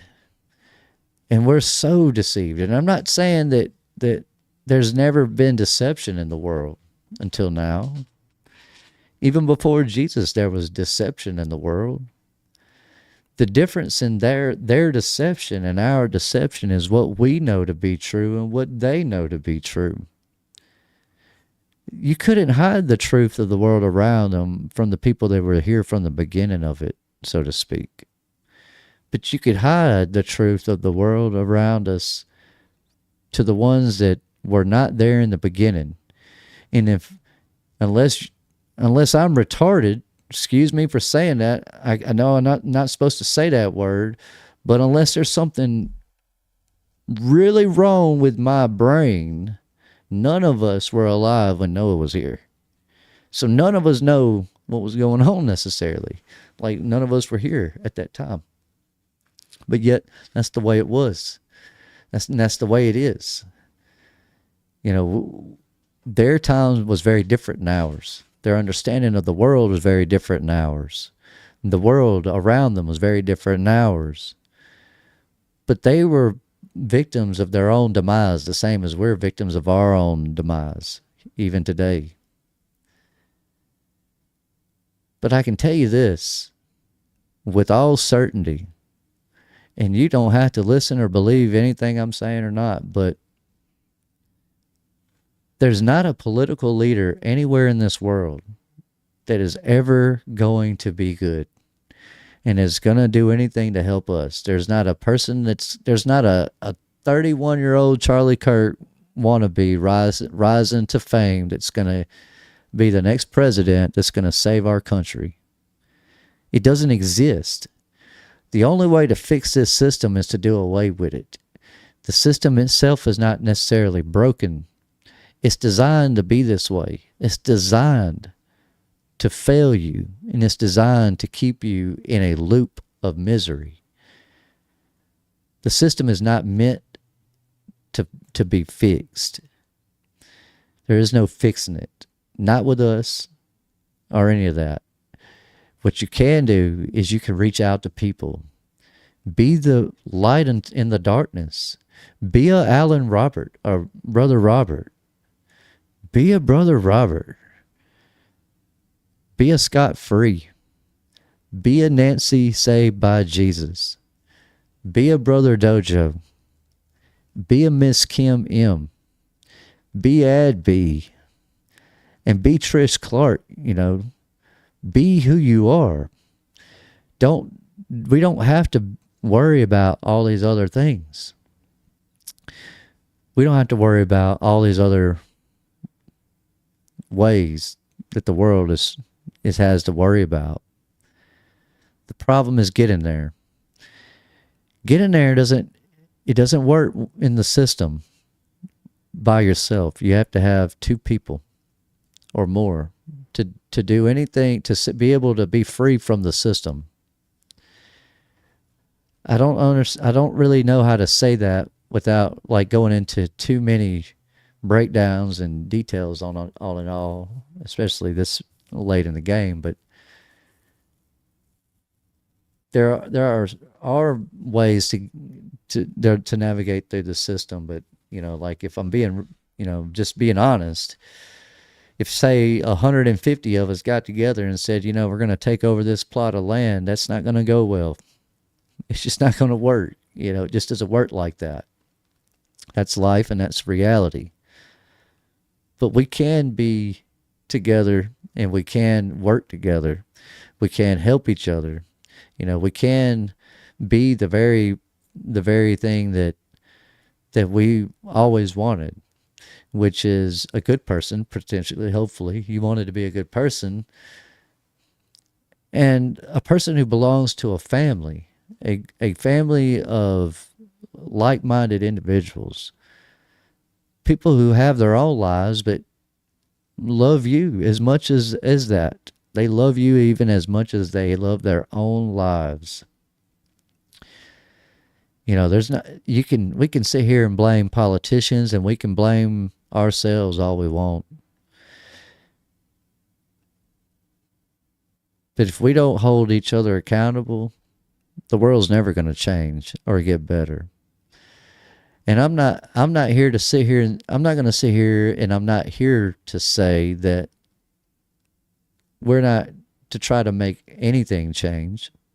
We're not to try, because even though you can't stop the inevitable judgment of the world, you can't stop what's coming to you eventually. What you can do, or we can do not just as a community, but as a world undivided, can make this time between now and then a little bit less scary, a little bit less hard on each other.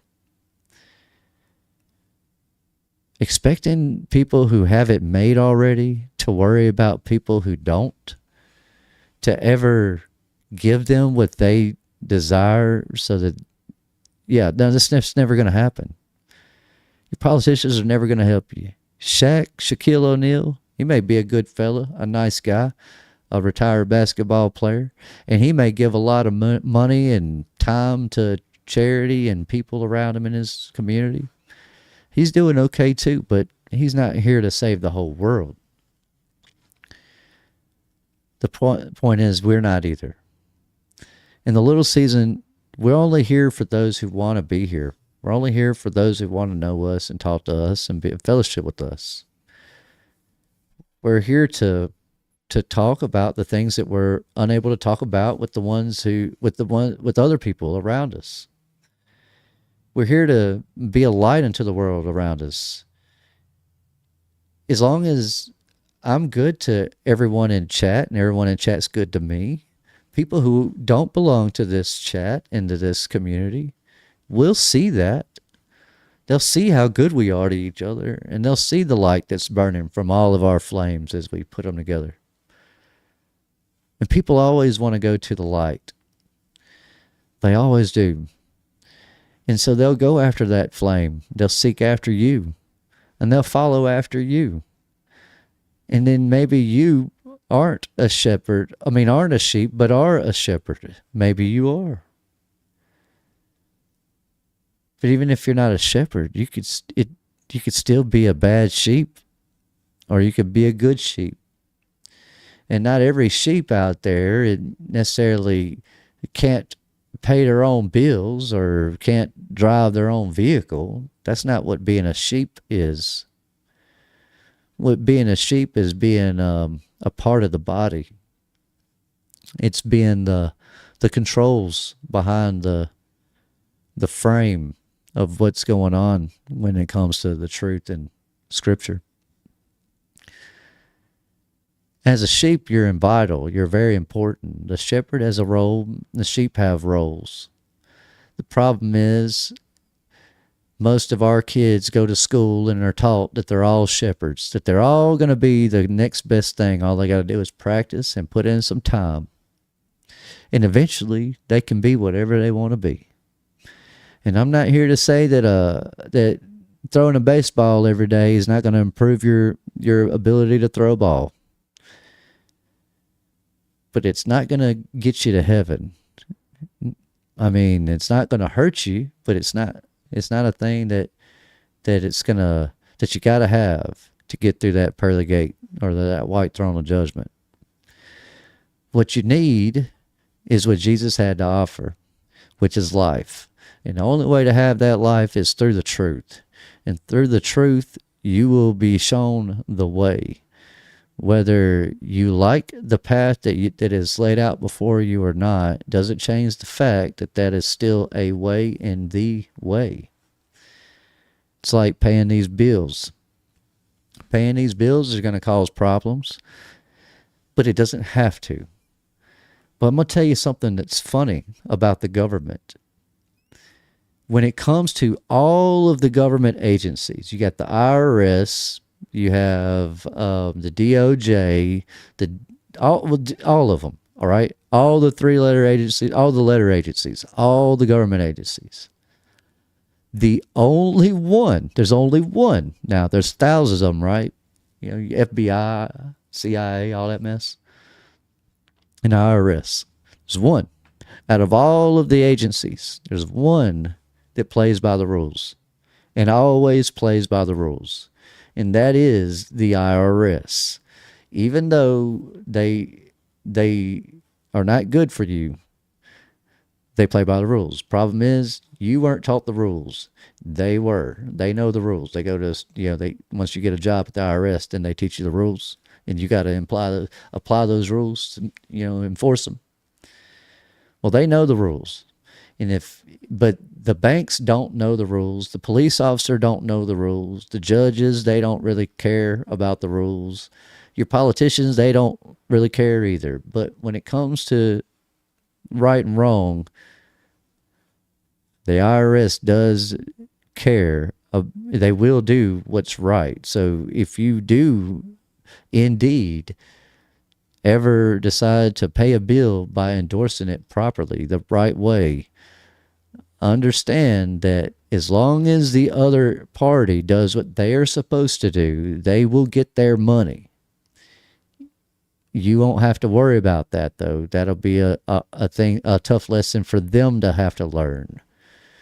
But they may, before they even try to get their own money, they're going to try to get it from you, plain and simple. And because if they don't get it from you, then they can't call themselves an owner of this or an owner of that.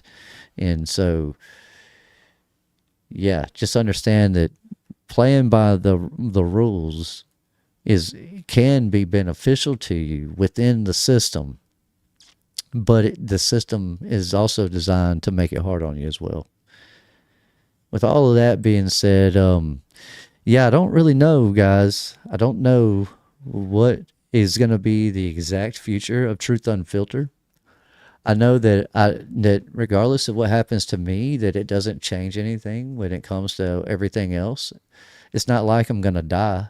Even in the worst case scenario where I were to become homeless, for example, if that were a situation that ever come up, it's not like I won't ever have access to a cell phone at some point. I would imagine I would be able to use a phone at some point to talk to somebody. But the point is that that's not a problem for us to have to worry about. Those little worldly things, those are just things we go through sometimes to try to get things to be better for us. At the end of the day, we're just here to survive, to endure this time, but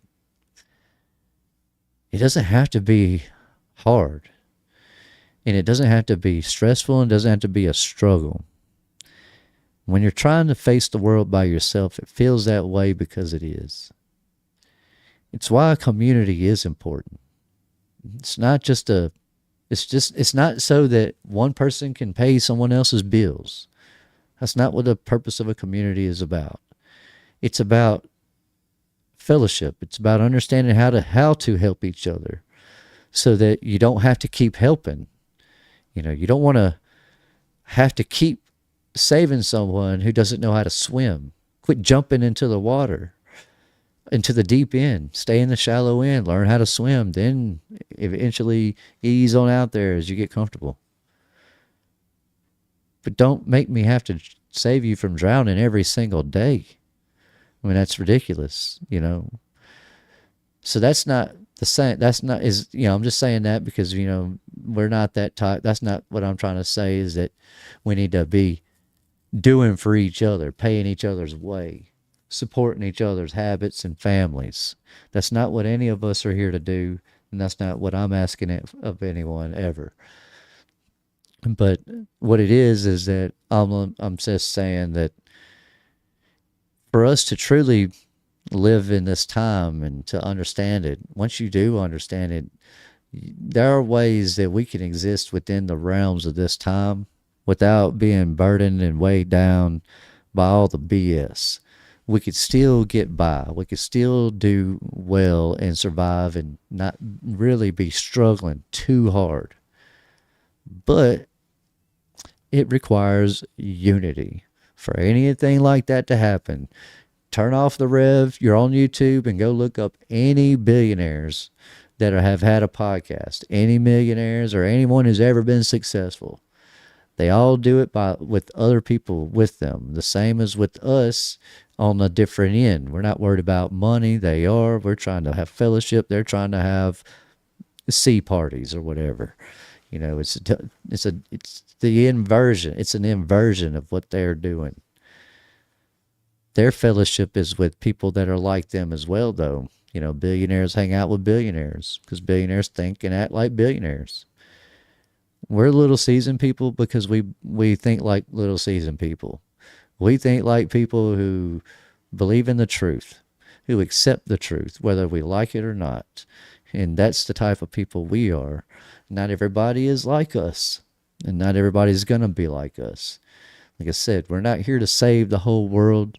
We're here to save the ones who need to be saved and can be saved because they've reached out to us. And we're reaching out to them. They're among our groups and among our peers.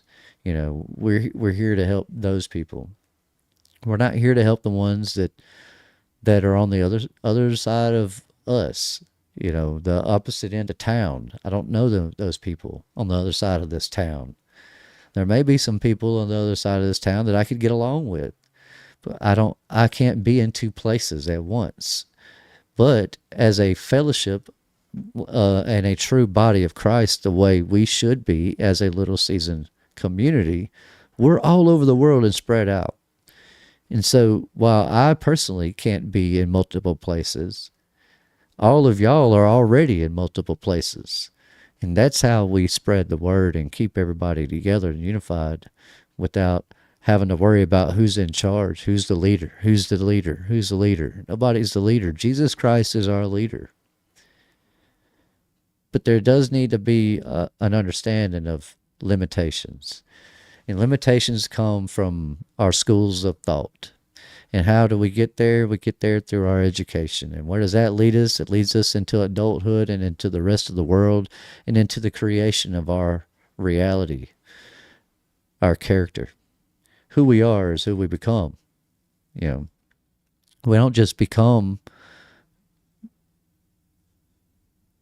free just because we decide I want to be free. I don't just not pay a bill, don't do anything because I don't have to. There's still a process. It's still a method. But it would be the same even outside of that. Even if you didn't have the system at large, you would still need to build the machinery it takes to provide the lifestyle that we have today. Someone still has to put real physical work in to make all of this stuff happen. Even if those people are doing it against their own will. But at the end of the day, none of that's relevant. What's relevant and what's important is you, me, each other, the truth, God, Jesus, and our families. We take care of us, take care of them, and then everyone else will see us. It's like today. Look at the Amish. They're all over the place. They do how they want. They live how they want. They live their lives very well, separate from the government. To a degree, they're separate from the government. And yet, no, you don't see people just jumping up and down to be just like them. Why? Because they don't like how hard they got to work, and they don't like the way they dress. Plain and simple. Well, we're not going to ever work or dress the way we do now in, one day in that near future. When that new world comes, we're not going to be worried about none of that. But that's what holds people back, if I'm being real honest. So what holds a lot of people back from separating completely from this world is that having to work so hard for all that comfort. I'm not asking y'all to do that. I don't want to do that. I don't want to do that myself. I don't know how to fix the system, so I'm not necessarily going to try. But what I can fix is how I behave within it. And if you changed and everyone changed how they behaved in the system. Then the ignorant, the ones who think they know, the educated ones who are out there trying to live life, they will see the benefits of you doing right and you doing things a certain way. And when they see that, they could change. They may not. They may not all change for the right reasons.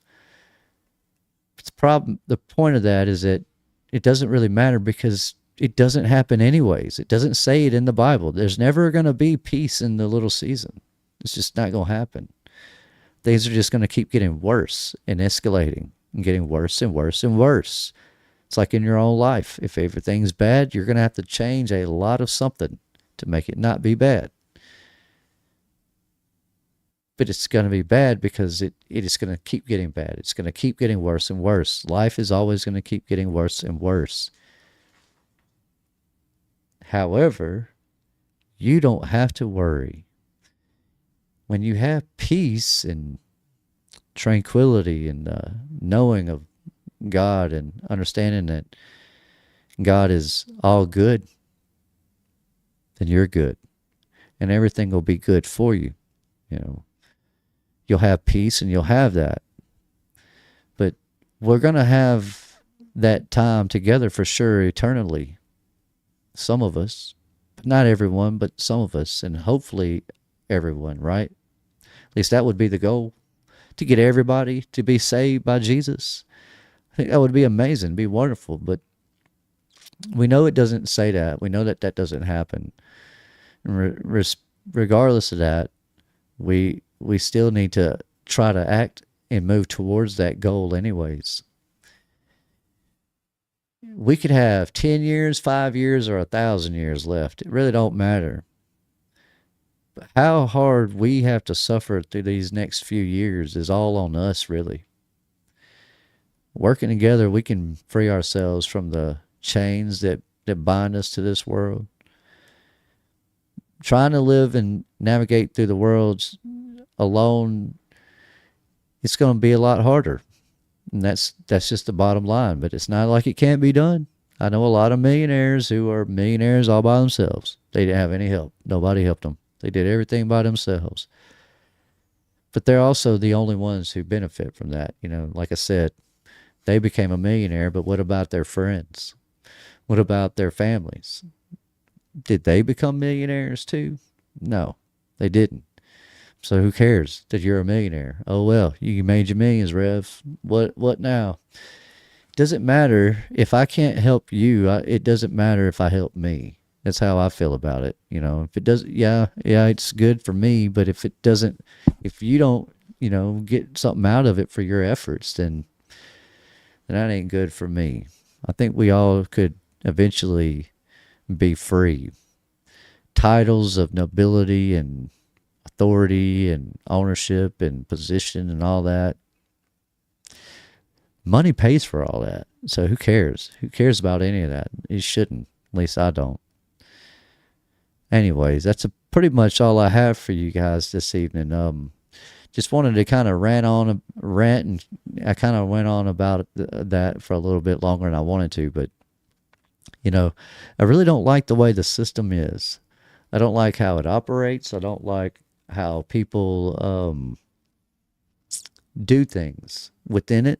I don't like how people move through the world without thinking about what they're doing or why they're doing it. I don't like that there's problems in the world and they're due to ignorance, mostly. Our God's people are destroyed for a lack of knowledge. Kind of feels fitting for this times that we're in. I wanted you to know what was going on with me and what my plans are. And like I said, I'm not exactly sure what I'm going to do with Truth Unfiltered. I have some stuff on pause, but there's some things that I can probably still do within the future. Just got to figure something out and make a decision and just do it. Brother Phil, yeah, if I ever make millions, you will too, Brother Phil. Well, I'll make sure of that. At the end of the day, the goal really though, and I know he's just messing around there, but at the end of the day, the goal ain't to be a millionaire, it's to be free.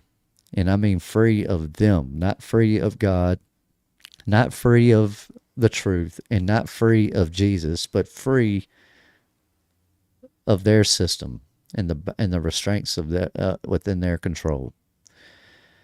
Eventually, we could all get there, but you got to know the right way to do things. You got to know the right steps. You got to know the right way to say a thing or two.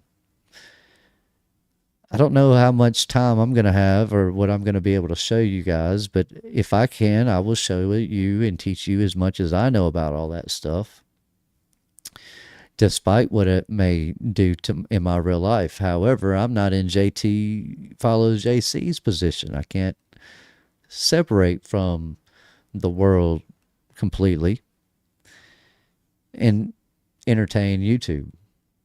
It doesn't pay out enough, at least at all, really, if I'm being honest. But that's just neither here nor there. That's just a thing that I deal with. That's a personal thing, right? What I do with the YouTube doesn't necessarily matter in the big scheme of things. What matters is that I did it. I did it and it's done, and they can't take that away from us or me. Well, they probably could. They could always shut this channel down, right? But hopefully they won't. Hopefully they won't, and everything will be good. With that said, I love you guys. You guys really are an amazing audience. Even though I was just kind of rambling and just kind of talking all over the place, I really wasn't linear with anything. You guys are very attentive and very thoughtful in your comments, and I appreciate everything you said. Brother Abby says, I'm hoping since I owe the State Department $64K that they will let me win the lottery so I can actually pay them back. Otherwise, I will just die with that debt. Yeah, if they would just let you win, they wouldn't have that debt, right? But they don't want you to win. They don't want you to win. They want you to be in debt. And they'll hold you to it. They want to hold you to that. Once we all figure out the ways to get out of the system, we can do it without working. There's two ways to do it, I guess. Is what I should have led with all of this. There's two ways to escape the system without just giving up everything and being a nomad. Without giving up everything, the only two ways to really give up the system is to play the rules exactly correct within the system. I love it. Oh, wow. That's $10. I thought that was something different. But yeah, that's amazing. Thank you for that, Brother Phil. But yeah, like I was saying, that there's two ways to really get out of the system, and one way is within the system, and one way is kind of outside of the system. When you're outside of the system, you still have to play by the rules designed by the system. But then you have just totally given up everything. And we're not asking people to give up everything. We don't want people to give up everything. So we need to figure out for everyone what is the best route for you to take. And I say you need to figure out what's the best way or route for you to take to separate from the system. The way I do it may not be the way Brother Mad Pax has to do it. The way Nancy has to do it may not be the same way Miss Trish has to do it. But it is still a different way. And so these are all just different ways to navigate it, is all I'm saying, is that there's more than one way to do it. I'm telling you that because I know two ways to escape the system, but there are people possibly that know other ways. And outside of that, I don't really know, other than just give up everything and walk away. But I don't want to just give up everything and go live in the woods. That's not the kind of life I'm trying to have right now. But I will do it if I have to, obviously, because what else can you do? You have to do what you got to do, right? With that said, I got to log out for tonight. I can't stay on here with you guys forever. However, depending on my work situation, there may be a few days where I hop in here on live and go live early, or go live all day even, especially if I have nothing else to do. I can go mobile now. I got this little device here that allows me to take my cell phone, and I can attach my cell phone to this, and I can live stream almost anywhere and film myself a little bit better with this thing. I probably need to sell that. I'm being honest, and get rid of that little device there. But yeah, I need to shut it on down for tonight. You guys have been an amazing audience, an amazing group of people. I love each and every one of you. I really do. You guys really are the best. And I hope that y'all understand that. And don't let these other content creators fool you now if they're trying to fool you. You know, be wise and be wise with each other within the community. Even some of your fellow chatters don't necessarily have the right set of alignment within their heart. But all of us will get there. And ultimately what matters is that the ones of us who will get there will get there. And that's hopefully us. That I believe it will be. That'll be us in the little season, whether we're watching Rev or hanging out in Missouri with Grady and Miss Beth and Tyler and Miles. Regardless of how we get there, we will get there.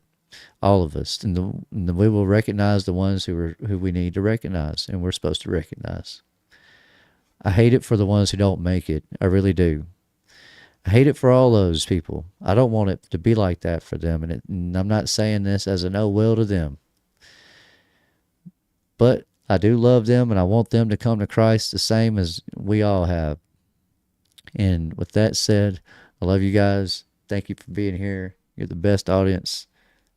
Take care. And I will see y'all again Thursday. Also, my last Revelation series is going to be, my last episode of that Revelation series will be live tomorrow as well. So see you guys for that. Thank you. Take care. Love you. And God bless. I was broken, but not buried. Crushed, but not lost. In the fire, I found the light. And now I know. We were born for this.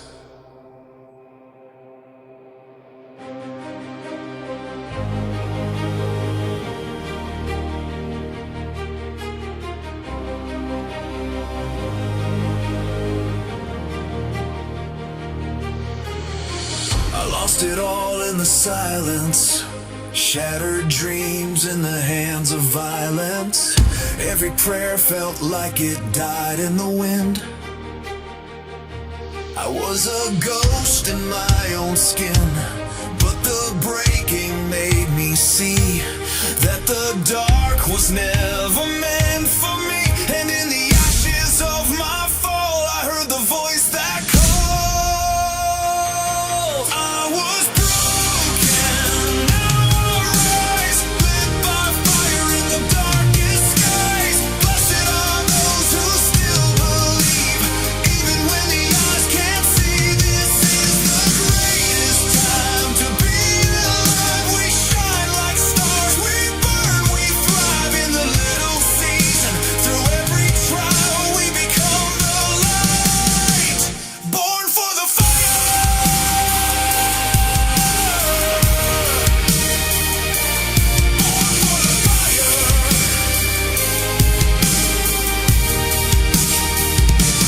You can keep your fame and throne. I'd rather walk this fire alone. With scars that preach and hands that heal, I traded chains for something real. They called me lost, they said I'd fade, but my soul was forged in heaven's flame. Now I walk through Shadow's gate to light the path. It's not too late. I was broken, now I rise, lit by fire in the darkest skies. Blessed are those who still believe, even when the eyes can't see. This is the greatest time